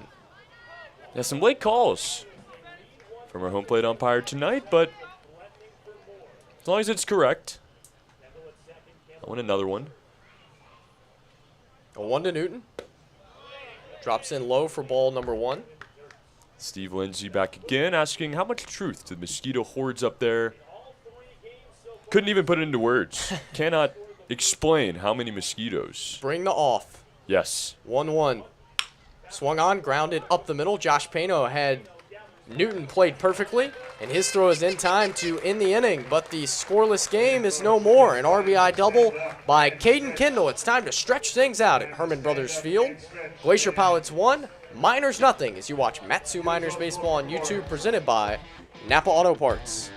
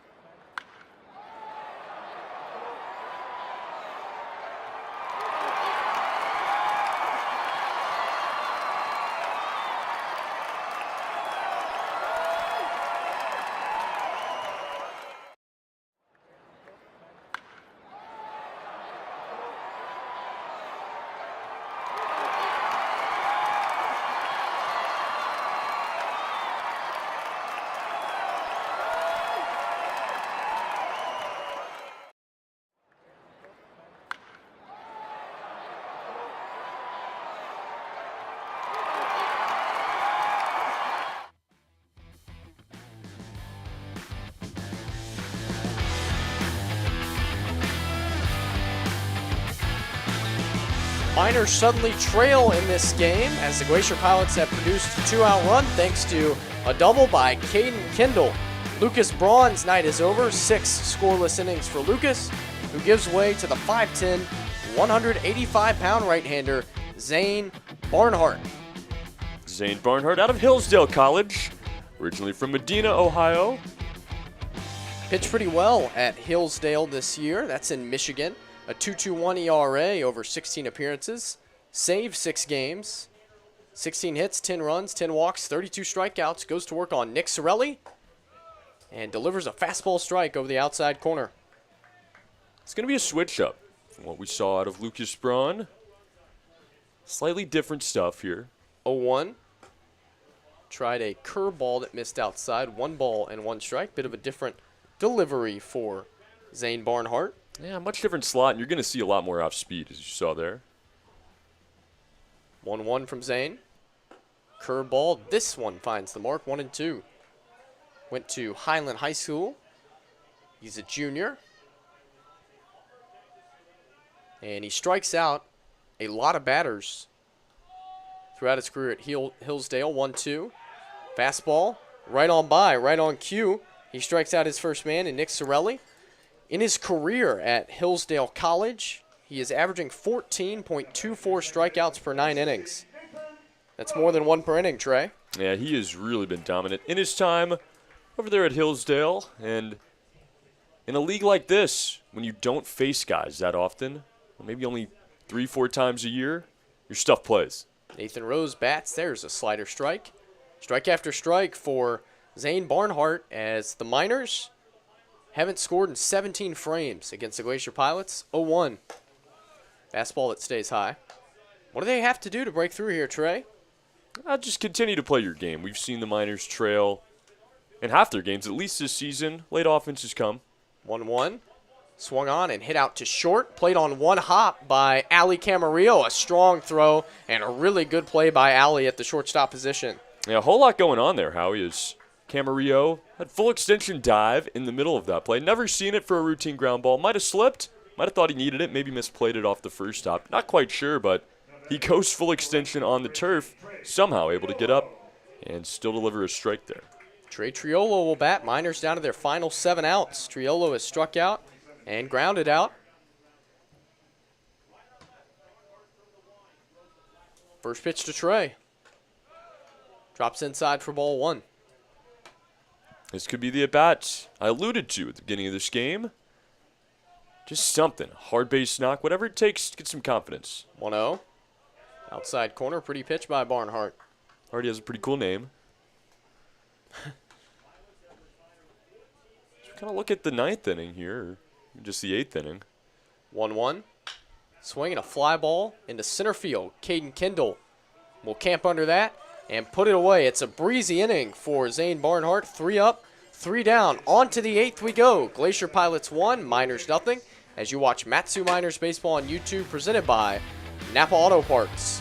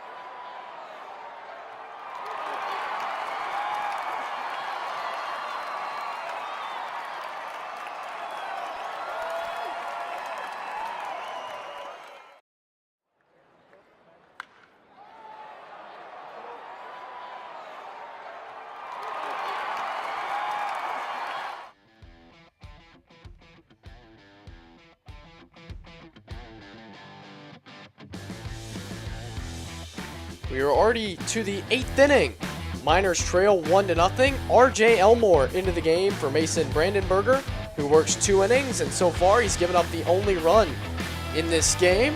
Elmore will make his 5th appearance. So far he's given up 7 hits, 4 runs, none of them earned.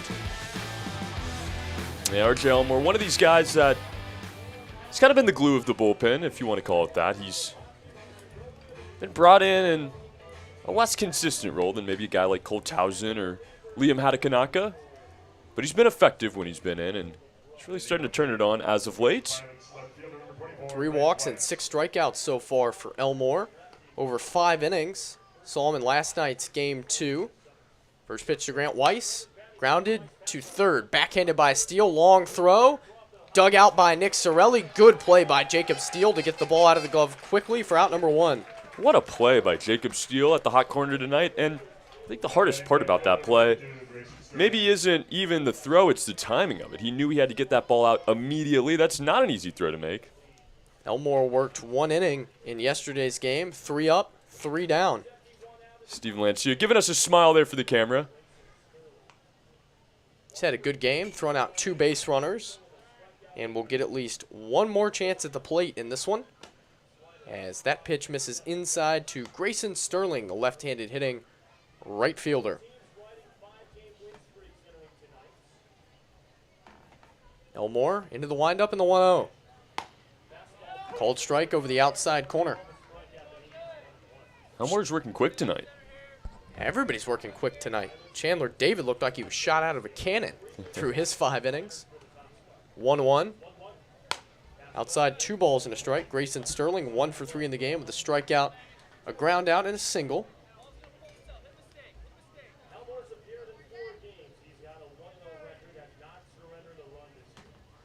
2-1.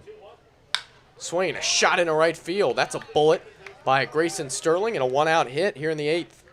Yeah, Sterling was all over that. He saw the fastball out of the hand, jumped on it. That's all you have to do in games like these. Find a way to get on base. Why don't we keep the line moving? Cole Fontenelle, the next man to bat.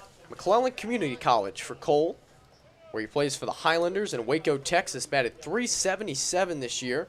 Scored 76 times, knocked in 64. Excellent year for Cole Fontenelle. He's 0 for 2 in this game with a walk. First pitch. Here's a strike. A couple of strikeouts already. 1 to the reliever there, Mason Brandenberger. 1 to the starter, David, as well. Sterling leads off first. Draws a throw from Elmore. No tag applied by Sorelli as Sterling's back in plenty of time. Cole has spent time in the Northwoods League a couple years with the Rochester Honkers in Minnesota. Batted .268 last year. The Honkers. 0-1. Downstairs. Ball 1, strike 1 to Cole Fontenelle. Miners have been blanked for 18 straight innings against these Glacier Pilots. Lost 1-0 last time out. Scoreless for the Miners through 7 in this one. Another throw over. Glacier Pilots are pretty good, Trey. Some good arms for Anchorage. There's one team that's really stuck out so far. Outside of the Matanuska Valley, it's got to be the Glacier Pilots. 1-1 misses low to Fontenelle. Their entire team is here now. Their depth of arms is really good for the team who plays their home games at Mulcahy Stadium. 5-game winning streak. They started 1-3 now. 6-3 on the year. 2-1. Swing to ground ball foul. Favorable scheduling early for the Glacier Pilots as well. A ton of off days. 4 in the first week for Anchorage. I'm sure that their back half will be filled up a bit more. And just so well managed. Dave Serrano, of course, quite the legacy in this game. Formerly at Cal State Fullerton, University of Tennessee. 2-2. Strike 3 called. Outside corner. Good breaking ball that time by Elmore. 2 outs. That's a big second out. You have to keep this game at 1. And even then, you might be in some trouble. We saw the Miners lose a 1-0 game to these very Pilots less than a week ago. Miners have struck out 8 Glacier Pilots to this point. David had 5, Brandenburger had 2, Elmore with his first. Sterling still on first base with 2 outs now for Lance Gardner.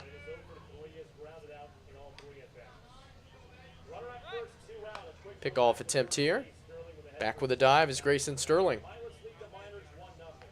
Kind of talked about it earlier. I don't think that there's ever a time in a 5-team league with 4 of them making the playoffs that you're in desperation mode, but it's games like these where the Miners can really separate themselves at the top.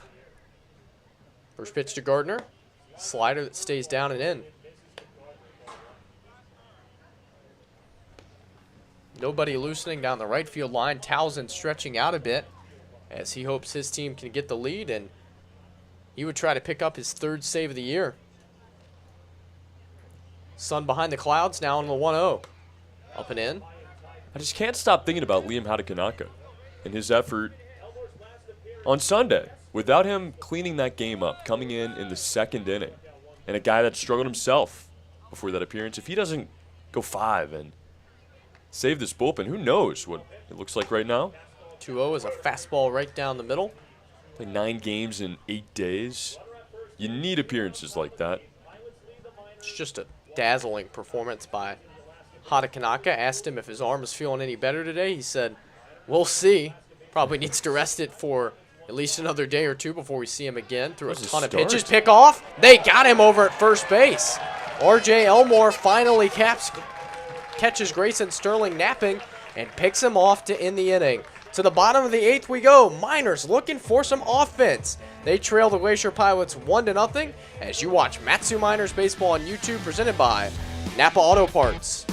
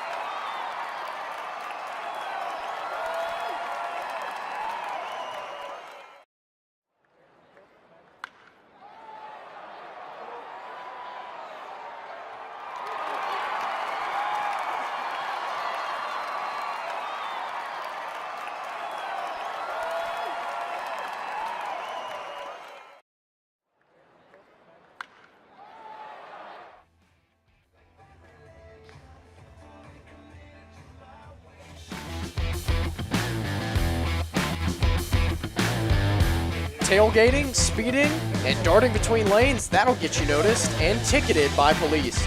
Drive sober, slow down. We want you to stop speeding before it stops you. This message brought to you by the Alaska Highway Safety Office. It's time for some offense. In the Valley, Miners trail 1-0 in the bottom of the 8th. Zane Barnhart back to work on Josh Payno and delivers outside for ball number 1. 18 innings in a row without a run for the Miners against the Glacier Pilots. That streak has to end at some point. Why not right now? 1-0. Fastball down the middle, strike 1. Who's going to be your spark? If you're the Miners, you said it, Howie, 18 innings. That is a long time. And throughout the season, different guys have stepped up in different moments. Who's it going to be tonight? 1-1.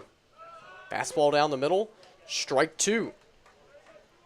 In games where the Miners get behind, they seem to always come back in them. They have a big inning, take the lead, don't give it up. 1-2. Swing and a shot into shallow left field. That ball is going to be played on a hop by Grant Weiss, who laid out, couldn't get it. Payno's going to chug for second. He's going to make it with a double. You get risky, Howie.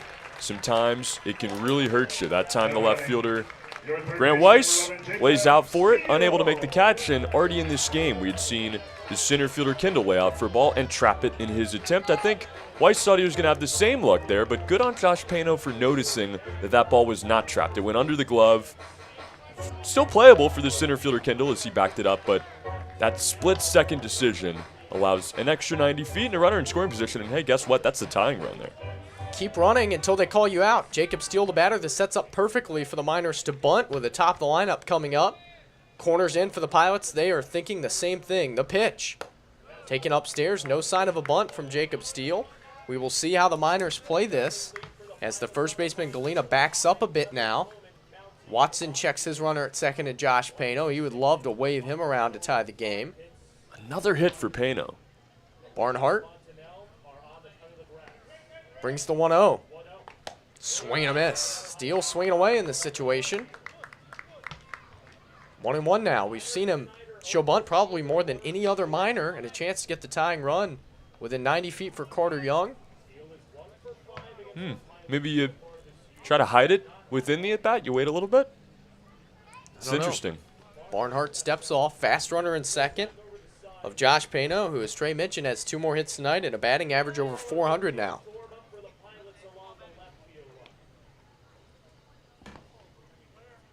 One. That one is a very wild pitch. Pano's going to take third. No bunt necessary. One pitch is all it needs sometimes, Howie, to completely turn this game on its head. We've seen 2 here in the 8th. It's changed everything.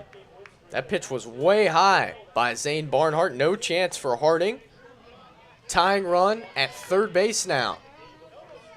All infielders in for the Pilots who want to cut down the tying run. Seen this team do it already earlier in the year. 2-1 to Jacob. Outside, 3 balls and a strike. Great patience here by the Miners' third baseman. You don't have to do too much here. If you're Jacob Steele, find a way to get the ball to the outfield. Doesn't matter if it's an out. Got to get that run home. 3-1 from Barnhart. Swing and a miss. Fastball right on by. Full now. Pressure on here in the 8th. Top 2 teams in the league. Glacier Pilots trying to hand the Miners their 3rd loss of the year. Already beat them once so far. 3-2 pitch. Swinging a ground ball off of Barnhart's glove. That's going to get up the middle. Off of Ali Camarillo's glove. Pano's going to score the tying run. The Miners needed both of those errors there, Howie, as it was off the glove of, yes, the pitcher, but not just that, the shortstop, Ali Camarillo. He still had a chance. Josh Pano was not attempting to take home. He saw the second error and comes home to score. Tie game. So E6 on Camarillo, as that was a tough play for Barnhart. Give Steele the run batted in as Carter Young bats now. Tie game, the pitch. Young shows bunt, takes high. As the first baseman that time, Logan Galena, really charging in. Has to pull it back. This would be such a microcosm of the Miners' season to this point. You're down, you're out, you find a way. At the bottom of the lineup yet again. They've scored for their first time in 18 innings against the Glacier Pilots. 1-0. And Young bunts this one back to the chain link fence. No RBI for Jacob Steele as Pano waited until that ball was booted by Camarillo to come home. And you turn it to the hottest hitter on the team now. Already 2 hits on the night. Guy that is scorching coming into this game. 1-1 pitch to Young, and instead a throw over to keep Steele close. He is a fast runner and represents the lead run now in the 8th inning. Trey, if you can push him across, it would be Cole Townsend time, and the Miners could win the game just like that. That'd be some clean living on this solstice night. 1-1 to Young. Shows bunt. Gets it down this time in front of the plate. Harding pounces on it. He'll have one play. He's going to double clutch and throw out Young. Not sure what Harding was waiting on, but he gets the out anyway. Runner down to second on a successful sacrifice. That was odd. You probably had a pretty good look at it at home there on your screen. Is a double clutch from Troy Harding, the catcher. Almost cost him another free out. Nice bunt there by Carter Young to create the chaos, if nothing else, as we'll get a meeting here. The entire infield. Dave Serrano is going to come out as well. We will see if that is the last pitch thrown by Zane Barnhart. Some really bad luck for Barnhart in this inning. A little pop into shallow left and a diving attempt by Grant Weiss. Couldn't come up with it.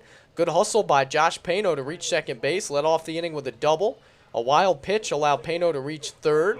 A soft ground ball up the middle that was off of Barnhart's glove, as well as Camarillo's, allowed Steele to reach and Payno to score the tying run. And it looks like Serrano is going to eventually go to this bullpen here as he gives the point. Pitching mind, a great pitching mind in this game, Dave Serrano. Giving a nice speech there to Barnhart, it seems. Looks like, I think it's going to be, yep, Keaton Fuller is going to grab the ball from Zane Barnhart. Keaton Fuller in a key spot in the game. This one close to home for us, Howie, out of Troy University. Fairhope, Alabama native. In a big spot here for the Pilots. They came up here and took a thriller from the Miners on Thursday, 1-0. They thought they were watching an instant replay until this 8th inning. Now 1-1 and a runner in scoring position. See what Keaton Fuller has for the Miners. Keaton Fuller, a 5'11", 170-pound right-hander. He's a freshman, as Trey mentioned, originally from Fairhope, Alabama, where he had a 4.4 GPA at Fairhope High School. That's not too bad. At Troy University this year, a 3.02 ERA over 23 appearances. He worked 41 2/3 innings, allowed 33 hits, 17 runs, walked 17, struck out 47, a 220 batting average against. So another tough customer in Keaton Fuller. What a fun game again, Trey, with the Miners and the Glacier Pilots. Just instant classic after instant classic between these two. I was just about to say the same thing. I mean, we have had some unbelievable games between these two for sure, but in the last week in general, I mean, yesterday we resumed in the 10th inning in a 5-5 game. We saw a walk-off walk there. In game number 2, it was 1-0 just the same for quite some time. Then 1-1 for a good stretch and another thrilling victory for the Miners. Day before that, the Chinooks held a 4-0 lead. On Father's Day and Juneteenth, the Miners came storming back, held on, won 8-6. First multi-homer game of the season. Saw a 2-1 game into the 7th inning. The day before that against Peninsula. We've just been treated to some great baseball in the last frontier, Trey. It's been super enjoyable through the first few weeks. It has been a blast, and that's something even the players are recognizing. I think sometimes you get caught up in the game. But, you know, Josh Payno told head coach Tyler LeBrun yesterday during the game, around the 8th inning, this is just good baseball we're getting to watch here. And a nice point from Steve Lindsay in the comments, Sweet Home Alabama, playing as the warm-up song here for Keaton Fuller out of the land of Dixie. Casey Sunseri will bat, lead run at second. Fuller checks him and brings it. Fastball outside to Casey Sunseri, who's 0 for 3 in this game. Line out, fly out, strikeout for Casey, who would love to pick up his 11th RBI right here.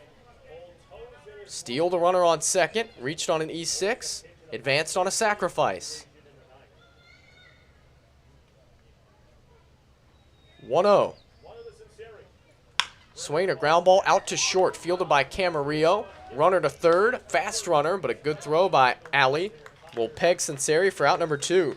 As Camarillo is going to make an argument that ball hit Jacob Steele on the jersey when he threw it over to first. Doesn't look like he will be obliged, but Come on, Ali. Camarillo arguing for another interference call as Serrano going to argue as well. Yeah. He's going to bring the umpires in.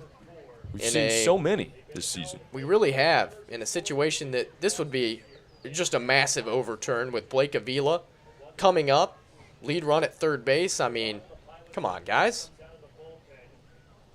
As you see him meet there on screen, Avila in a big spot here.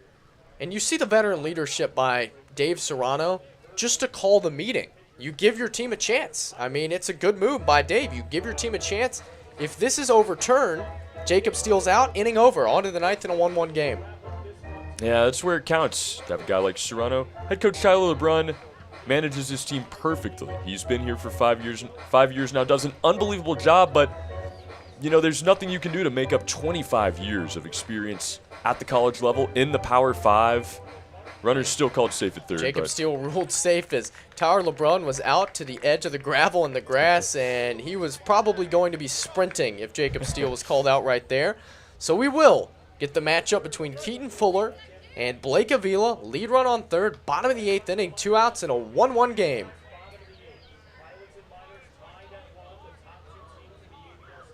That's where it gets fun. Keaton Fuller stares into Avila. Checks it, steal. First pitch. Breaking ball that drops in for strike one. How cool would it be, Howie, for the bottom of the lineup to pick this team up, get the game tied, turning it over to the top half where the red-hot Blake Avila, guy that's been red-hot since the jump, would have a chance? 1 for 3 in this game. 0-1. Inside. Sun hiding behind the clouds once more. Pioneer Peak shrouded in it over the left field wall. Picture-perfect night for baseball and a picture-perfect game to this point. All knotted at 1. Fuller, freshman, out of Fairhope, Alabama, gets the sign he wants and delivers the 1-1. Nice block that time by Troy Harding. Anything that gets by him, and the Miners could take the lead.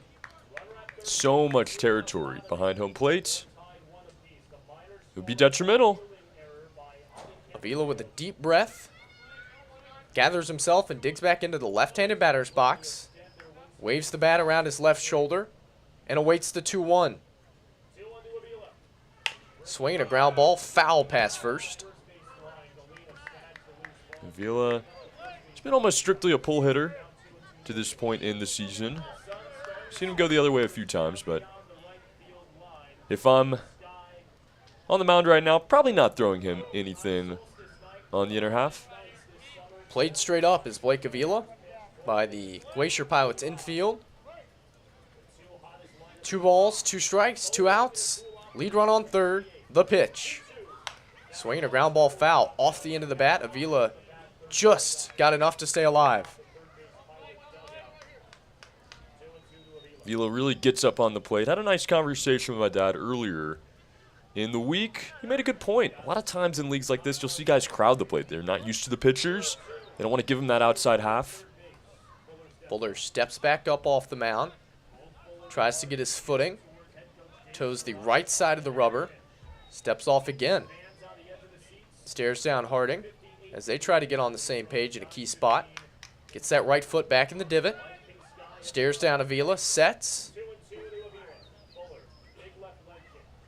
Kicks in the 2-2. Check swing. Lindsey says no. Down the third base line. 3 balls and 2 strikes. We saw a no strikeout call back in the top of the 7th. That ended up allowing a base runner for the Pilots to come around to score in that game. Now controversy here on the check swing. A lot in the hands of this umpire crew tonight. Jacob Steele with the oven mitt on. Stands 90 feet away. 3-2 pitch to Blake Avila. Swing, tipped. That's a foul ball. That's a foul ball, says Levante Palmer as Avila tipped it. Did not stick in the middle. Harding. Bat continues. And some more parity here of calls that we've seen in this game. A ball that the Pilots had thought they had foul tipped into the dirt off the bat of Grayson Sterling earlier in the game was ruled a strikeout. Here the opposite for the Miners. Glacier Pilots picked up their run in the 7th inning thanks to a double by Caden Kendall. Miners have scored on an error here in the 8th. 3-2 pitch coming once more to Avila. Swing and a pop. Left side, foul territory. Cole Fontenelle is going to go all out for this one. Slides, can't catch it. At bat continues again. Yeah, I love the effort there. It's where the grass meets the gravel. Not too friendly on the leg of Cole Fontenelle, but he lays out for it anyways, trying to make a play. If Avila can reach, Steven Lancia would bat next. The Miners' catcher in this game. Long battle between Keaton Fuller and Blake Avila.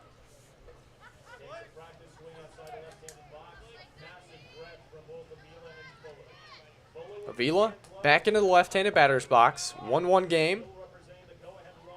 Fuller hangs his right arm down around his leg. Sets now at the letters. And brings another payoff pitch. Curveball. Outside. Great at bat by Blake Avila. Inning continues. What a battle. Blake Avila has been so crucial for this team's success. He missed the first several games with this team, and instantly we saw the impact that he makes from that left side. And if nothing else, kind of just creates that parity you want in your lineup. You're able to go lefty, righty, lefty at the top. Now back to the righty, Steven Lancey. Unfortunately here, has to face the righty, Keaton Fuller. He's the sixth man to hit in the inning, and he's due. Had a 10-game hit streak snapped yesterday. He's 0 for 3 today. Runners on the corners, 2 outs. Fuller checks on Avila. First pitch to Steven Lancey on its way. Fastball strike. Might have been the one there. Yeah, He knew it. The Wentz steps out of the box. Lancey unable to pull the trigger on that pitch. Might be the best one he gets this at bat. 0-1. The pitch. Upstairs. What a long inning. What a fun game at Herman Brothers Field. You can take as long as they need. They just need 90 feet at this point, Howie. Anything that gets by could be trouble for the Glacier Pilots. 1-1. Swing and a shot into left center field. That's a long run for Caden Kendall. He's slowing now, and a line out will end the inning. The Miners score. Josh Pano comes home on a ground ball by Jacob Steele. We're through 8 complete. It's the Glacier Pilots 1, the Miners 1, as you watch Matsu Miners Baseball on YouTube, presented by Napa Auto Parts.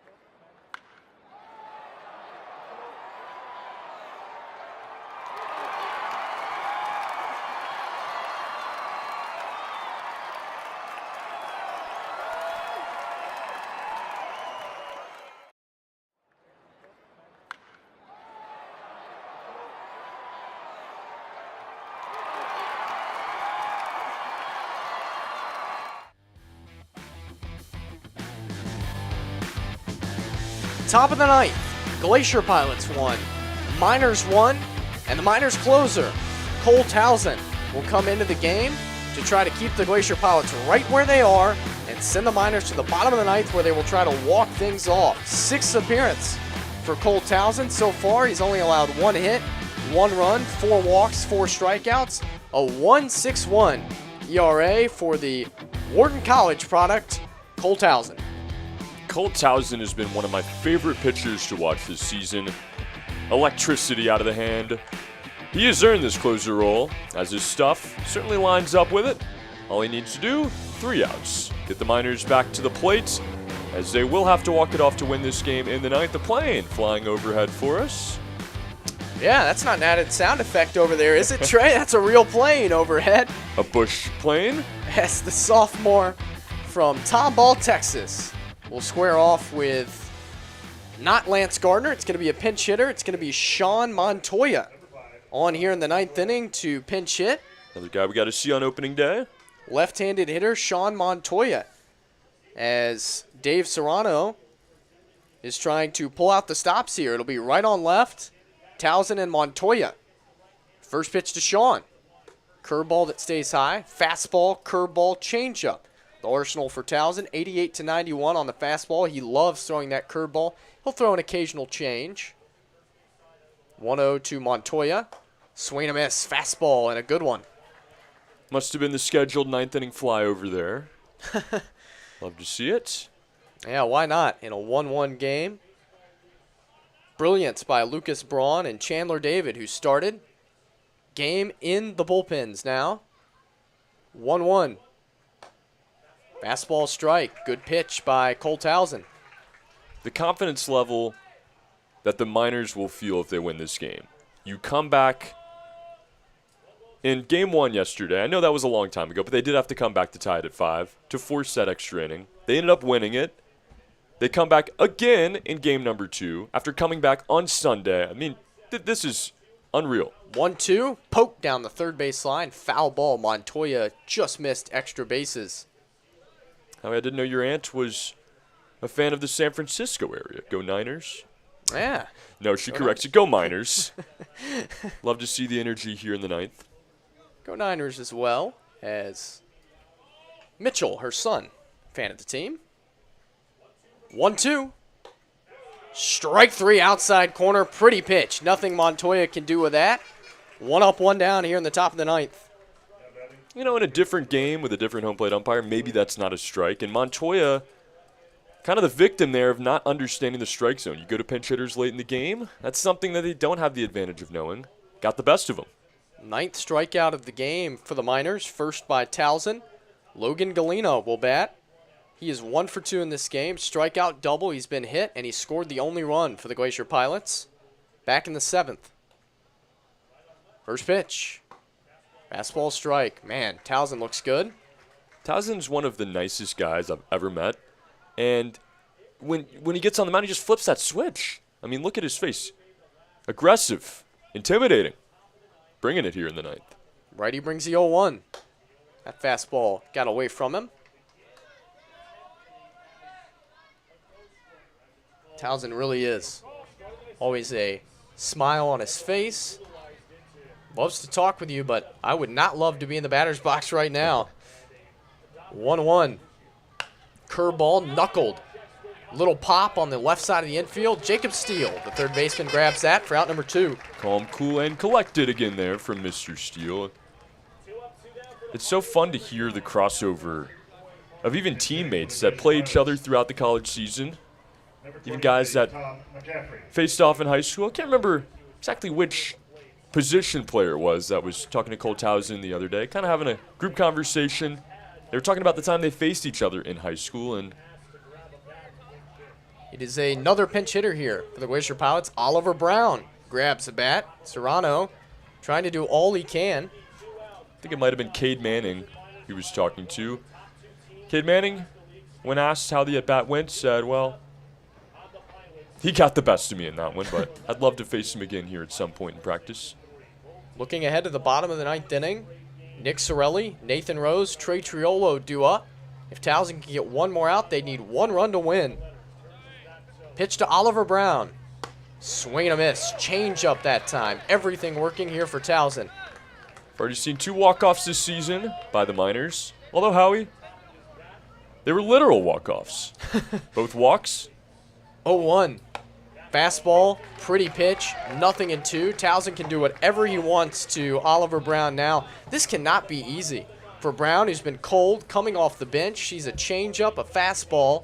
We'll see if Towson hits him with a curveball. 0-2, fastball stays high. 1 ball and 2 strikes now. Dave Serrano knows how important it is to win these games against the teams at the top of the standings. You're unloading the bench at this point. 1-2 pitch. Swinging a shot out to short. Right to Josh Pano, who gets the hop he wants. His throw is true, and the Miners will try to walk it off. 1-2-3 by Cole Towson. 1 to win for Matsu. 1-1 game as you watch Matsu Miners Baseball on YouTube, presented by Napa Auto Parts.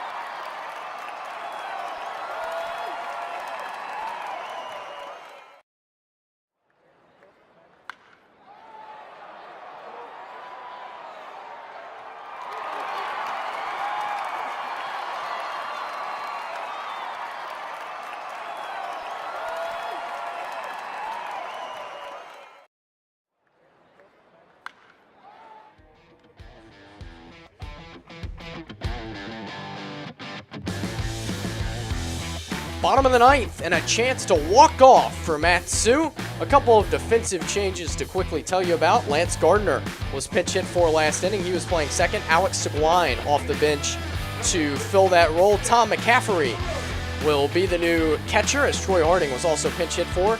Nick Sorelli, the batter, 1-win for the Miners. Keaton Fuller still on the mound, and he brings that one low to Nick Sorelli. Pressure on now, Trey. The Miners have walked off twice. Walk-off walks by Alex Vergara, who's not in this game. Yeah. May see him in the inning. Yeah, hey, if the bases are loaded, might as well pull him out, as he knows how to draw a walk, apparently, to win it. Only 3 on the year, 2 walk-offs. 1-0. Tapped foul by Sorelli. That's a crazy stat, really is. 3 walks on the year for Vergara. 2 of them won his team the game. Unbelievable. You don't hate this part of the lineup either. You get Sorelli, Rose, and Triolo. Nick Sorelli's walked 17 times. None of those have won the game. No. Gotten them close. 1-1 from Keaton Fuller. Swing and a shot up the middle. Caught by Camarillo. Wow. That was a line drive and a sprawling effort by Ali Camarillo to rob Sorelli to start the bottom of the ninth. That one looked like it was hit a little bit harder than it was. Thought it was going to be a true base hit into center field, and I think Camarillo might agree with me. He was at full extension at first, kind of has to tuck that elbow a little bit to make the catch, and his pitcher liked it. A fist pump there from Keaton Fuller. Wrong spin for Sorelli. Needed to spin it towards right center, not left center. Into the glove of Camarillo. Nathan Rose bats with 1 out. 1-1 your score. Fun one from Herman Brothers Field. The pitch. Fastball strike.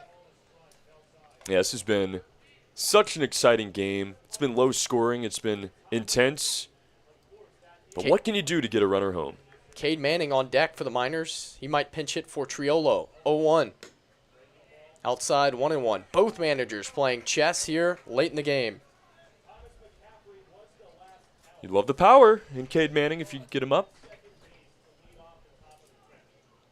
1-1 to Nathan Rose. Stays high, 2 balls and a strike. Thomas McCaffrey made the last out of the 9th inning after pinch hitting for Troy Harding. If this game goes to the 10th, he'll be placed on second base. It'll be our second extra inning game. 2-1 to Rose. Swinging a ground ball foul. Fuller doing a good job. Was able to get his team out of the 8th inning. Strand a runner on third base. Got Sorelli to line out here to lead off the 9th. They've won 1 in the 9th as well, but right, Howie, only 1 game of extra inning experience, and they had to play that extra inning 2 weeks later. 2-2 pitch to Nathan Rose. Did it hit him? Did. It did. Rose hit by the pitch, and the winning run will be on first base here in the 9th. We've seen some 9th inning drama, but it's really been the Miners trying to hold off the other team in the top of the 9th, threatening with base runners. And the mix, they now try to provide some of their own.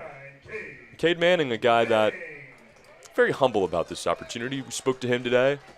I know he's incredibly excited for this opportunity. We are going to see a meeting here between Tom McCaffrey and Keaton Fuller. Cade Manning, 5 for his first 16 at the plate. 4 runs, 2 RBIs. He's hit a homer. 1 here would end it for the Miners. Yeah, he said that he doesn't hit a lot of home runs, typically. Thought it was really cool that he was able to do so in his first 3 games with the Miners. And when he got back to the dugout, he said, the coolest part, it felt like I had been playing with these guys for years. Everybody was excited. High five line was in sync. Really cool moment for Manning in his early start here in Alaska.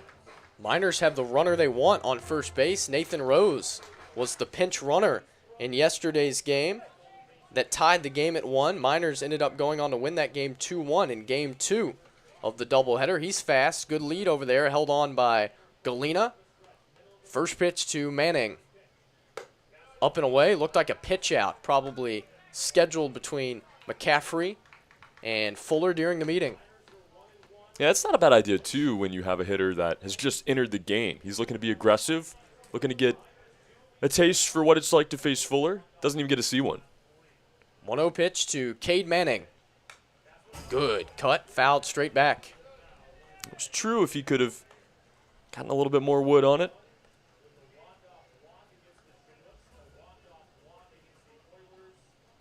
Rose takes his lead off first. Adds a half step to it. Stares at Fuller, who stares at Manning, and brings the 1-1. Instead to first. Rose back in quite easily with a dive. And in this situation, almost good for Rose to be able to see the pickoff. Now he knows he can get maybe a bit of a bigger lead, which he does out to the cut of the grass. 1-1. Curveball swung on line over Camarillo's glove and into left field. It's a hit for Cade Manning. Winning run to second base.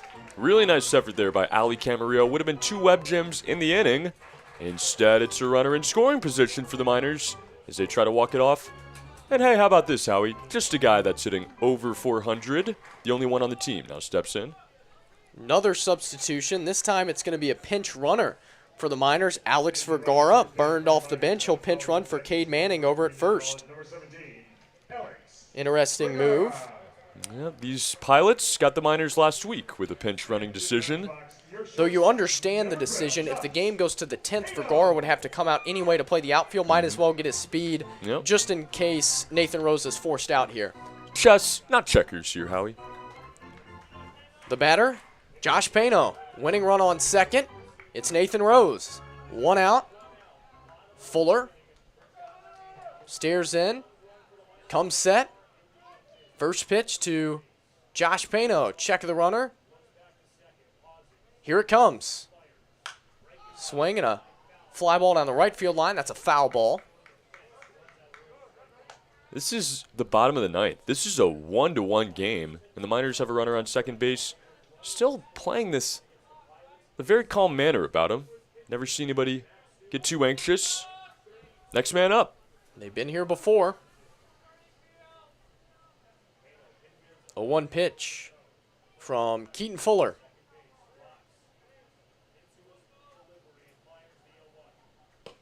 Off the plate outside.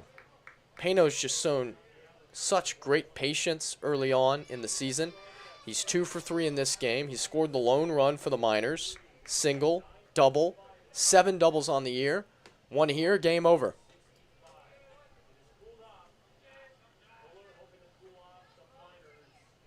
1-1 pitch from Keaton Fuller. Left leg kick, here it comes. Taken downstairs. Such a good job by these Miners hitters to not try to do too much. Yeah, they knew they were going to be spun off this inning. Got a heavy off-speed guy again here in Keaton Fuller. Just have to have patience. This is Fuller's game. Nobody up down the left field line. Nobody up down the right field line. 2-1.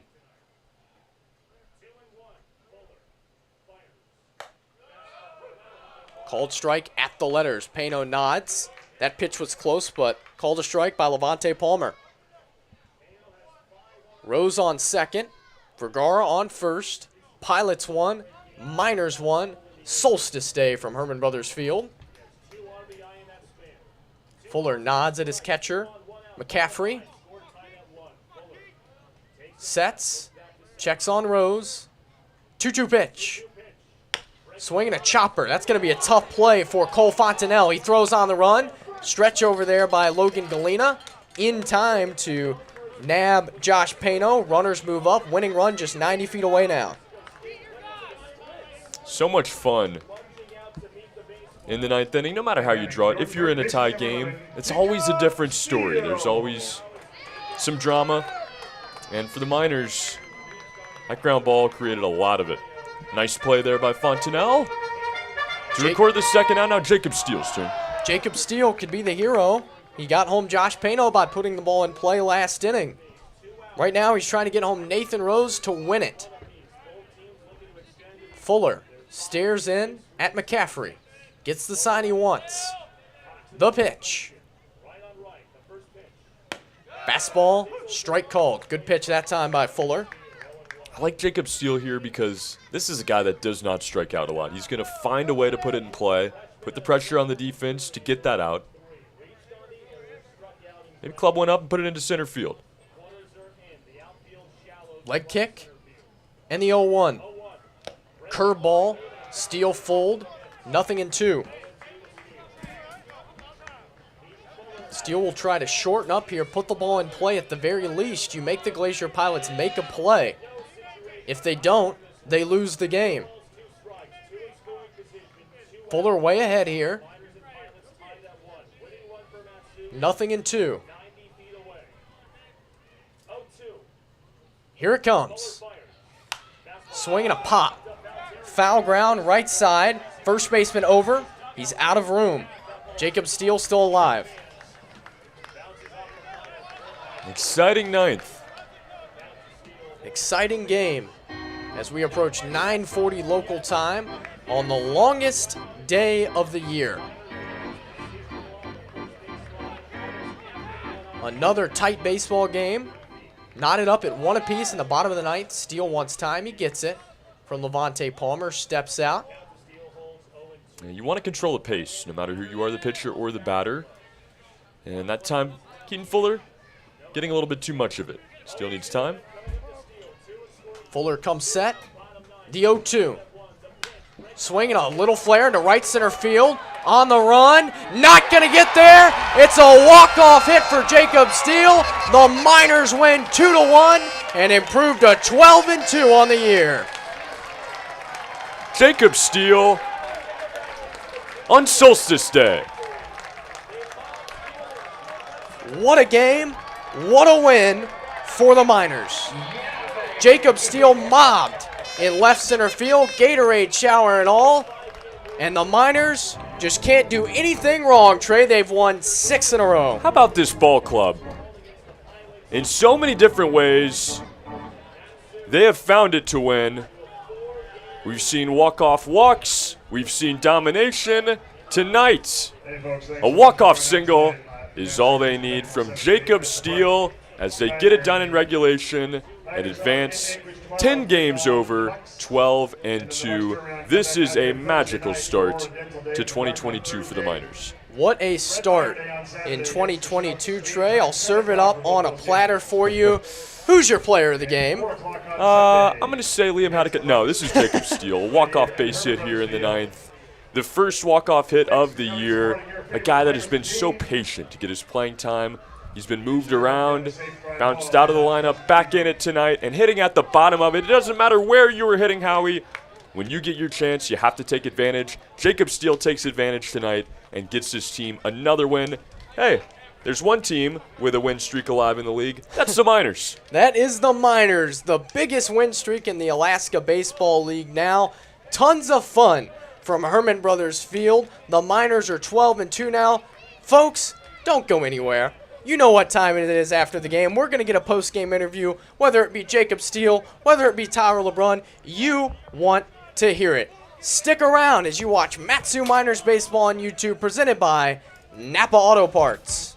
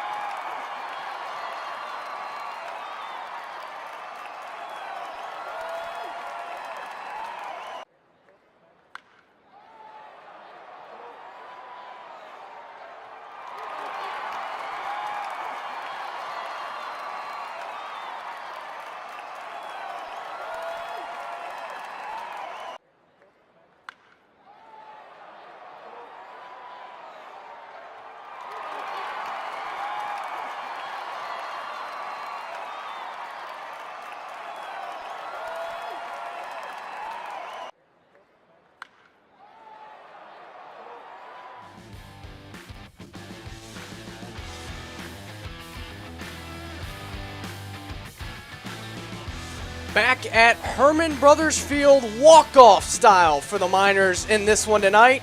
They are 2-1 winners thanks to the bat of Jacob Steele. Coach, you're out of breath. They've done it again, 6 in a row, 12-2, a magical start to the season. Yeah, I don't have many words. That was an absolute unbelievable ball game up and down.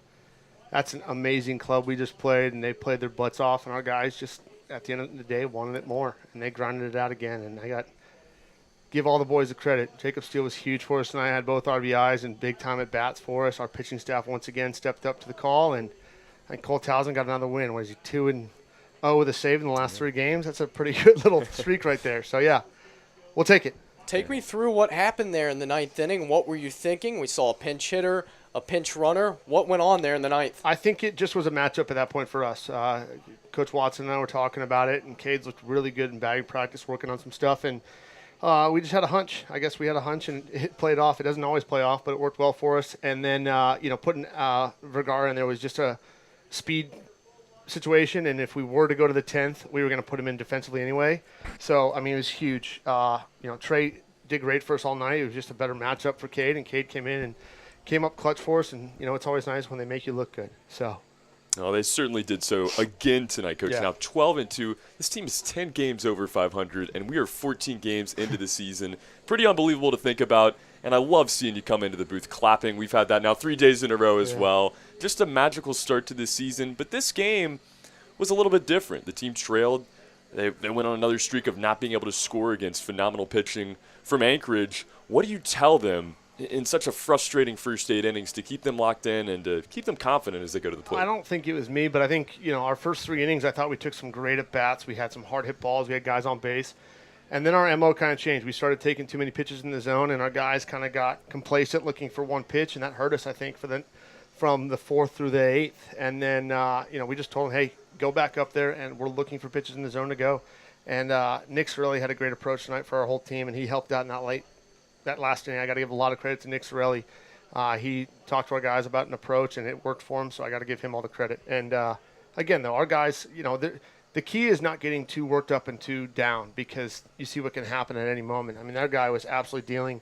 Chandler David was dealing for us. He looked phenomenal tonight, but it's really just trying to keep, the emotions in check. And it's hard because I'm a pretty emotional guy, and I like to get fired up. And that stuff, that was awesome. You mentioned, Coach, the comeback not possible without the pitching staff. Yeah. Chandler David, Mason Brandenberger, R.J. Elmore, Cole Townsend. Again, every one of those guys just stepped up. We're low on arms right now, and every time we make a call, they come up and they do what they need to do. Chandler David was absolutely spectacular today. That was what we were looking to see from him. He had all 3 pitches working, and he was kind of in a zone for the first 4 innings, and he got squeezed a little bit late, and I think that frustrated him. But, he gave us a great chance to win, and then our bullpen again. Mason was phenomenal. RJ had another back-to-back outing where he's been really good, and, Cole Townsend's Cole. He's our closer for a reason. So this is the best start that you guys have had in franchise history to this point now, 12-2. What makes this team different than any other Miners team you've coached in the past? Good energy, good positivity. Like I said, not much comes from getting yelling at them or getting in their shorts. So we kind of back off and let them do what they do, and they've showed that they can do it. So we just kind of let them play the game. Again, baseball is not one of those sports as a coach where you can really interject much or try to put stuff on, because as you see, they tried running twice tonight, and Steven Lancia was phenomenal behind the dish. And, you just got to let them swing it at one point and let them throw it, and we did both those very well tonight. Coach, thanks so much as always for the course, post-game interview. 12-2 are the Mat-Su Miners. It is another walk-off here at Herman Brothers Field. The Miners win 2-1. The Glacier Pilots 1 run, 6 hits, 1 error, 6 men left. The Miners 2 runs, 6 hits, no errors, 5 men left. Cole Townsend, the winner in this one. Keaton Fuller tagged with a loss. Time of game, 2 hours, 35 minutes. For Trey Yanity, my name is Howie Boxley. We are right back on YouTube tomorrow night, 7 o'clock in Anchorage to take on the Anchorage Bucks. We hope you will join us then. For now, signing off from Herman Brothers Field.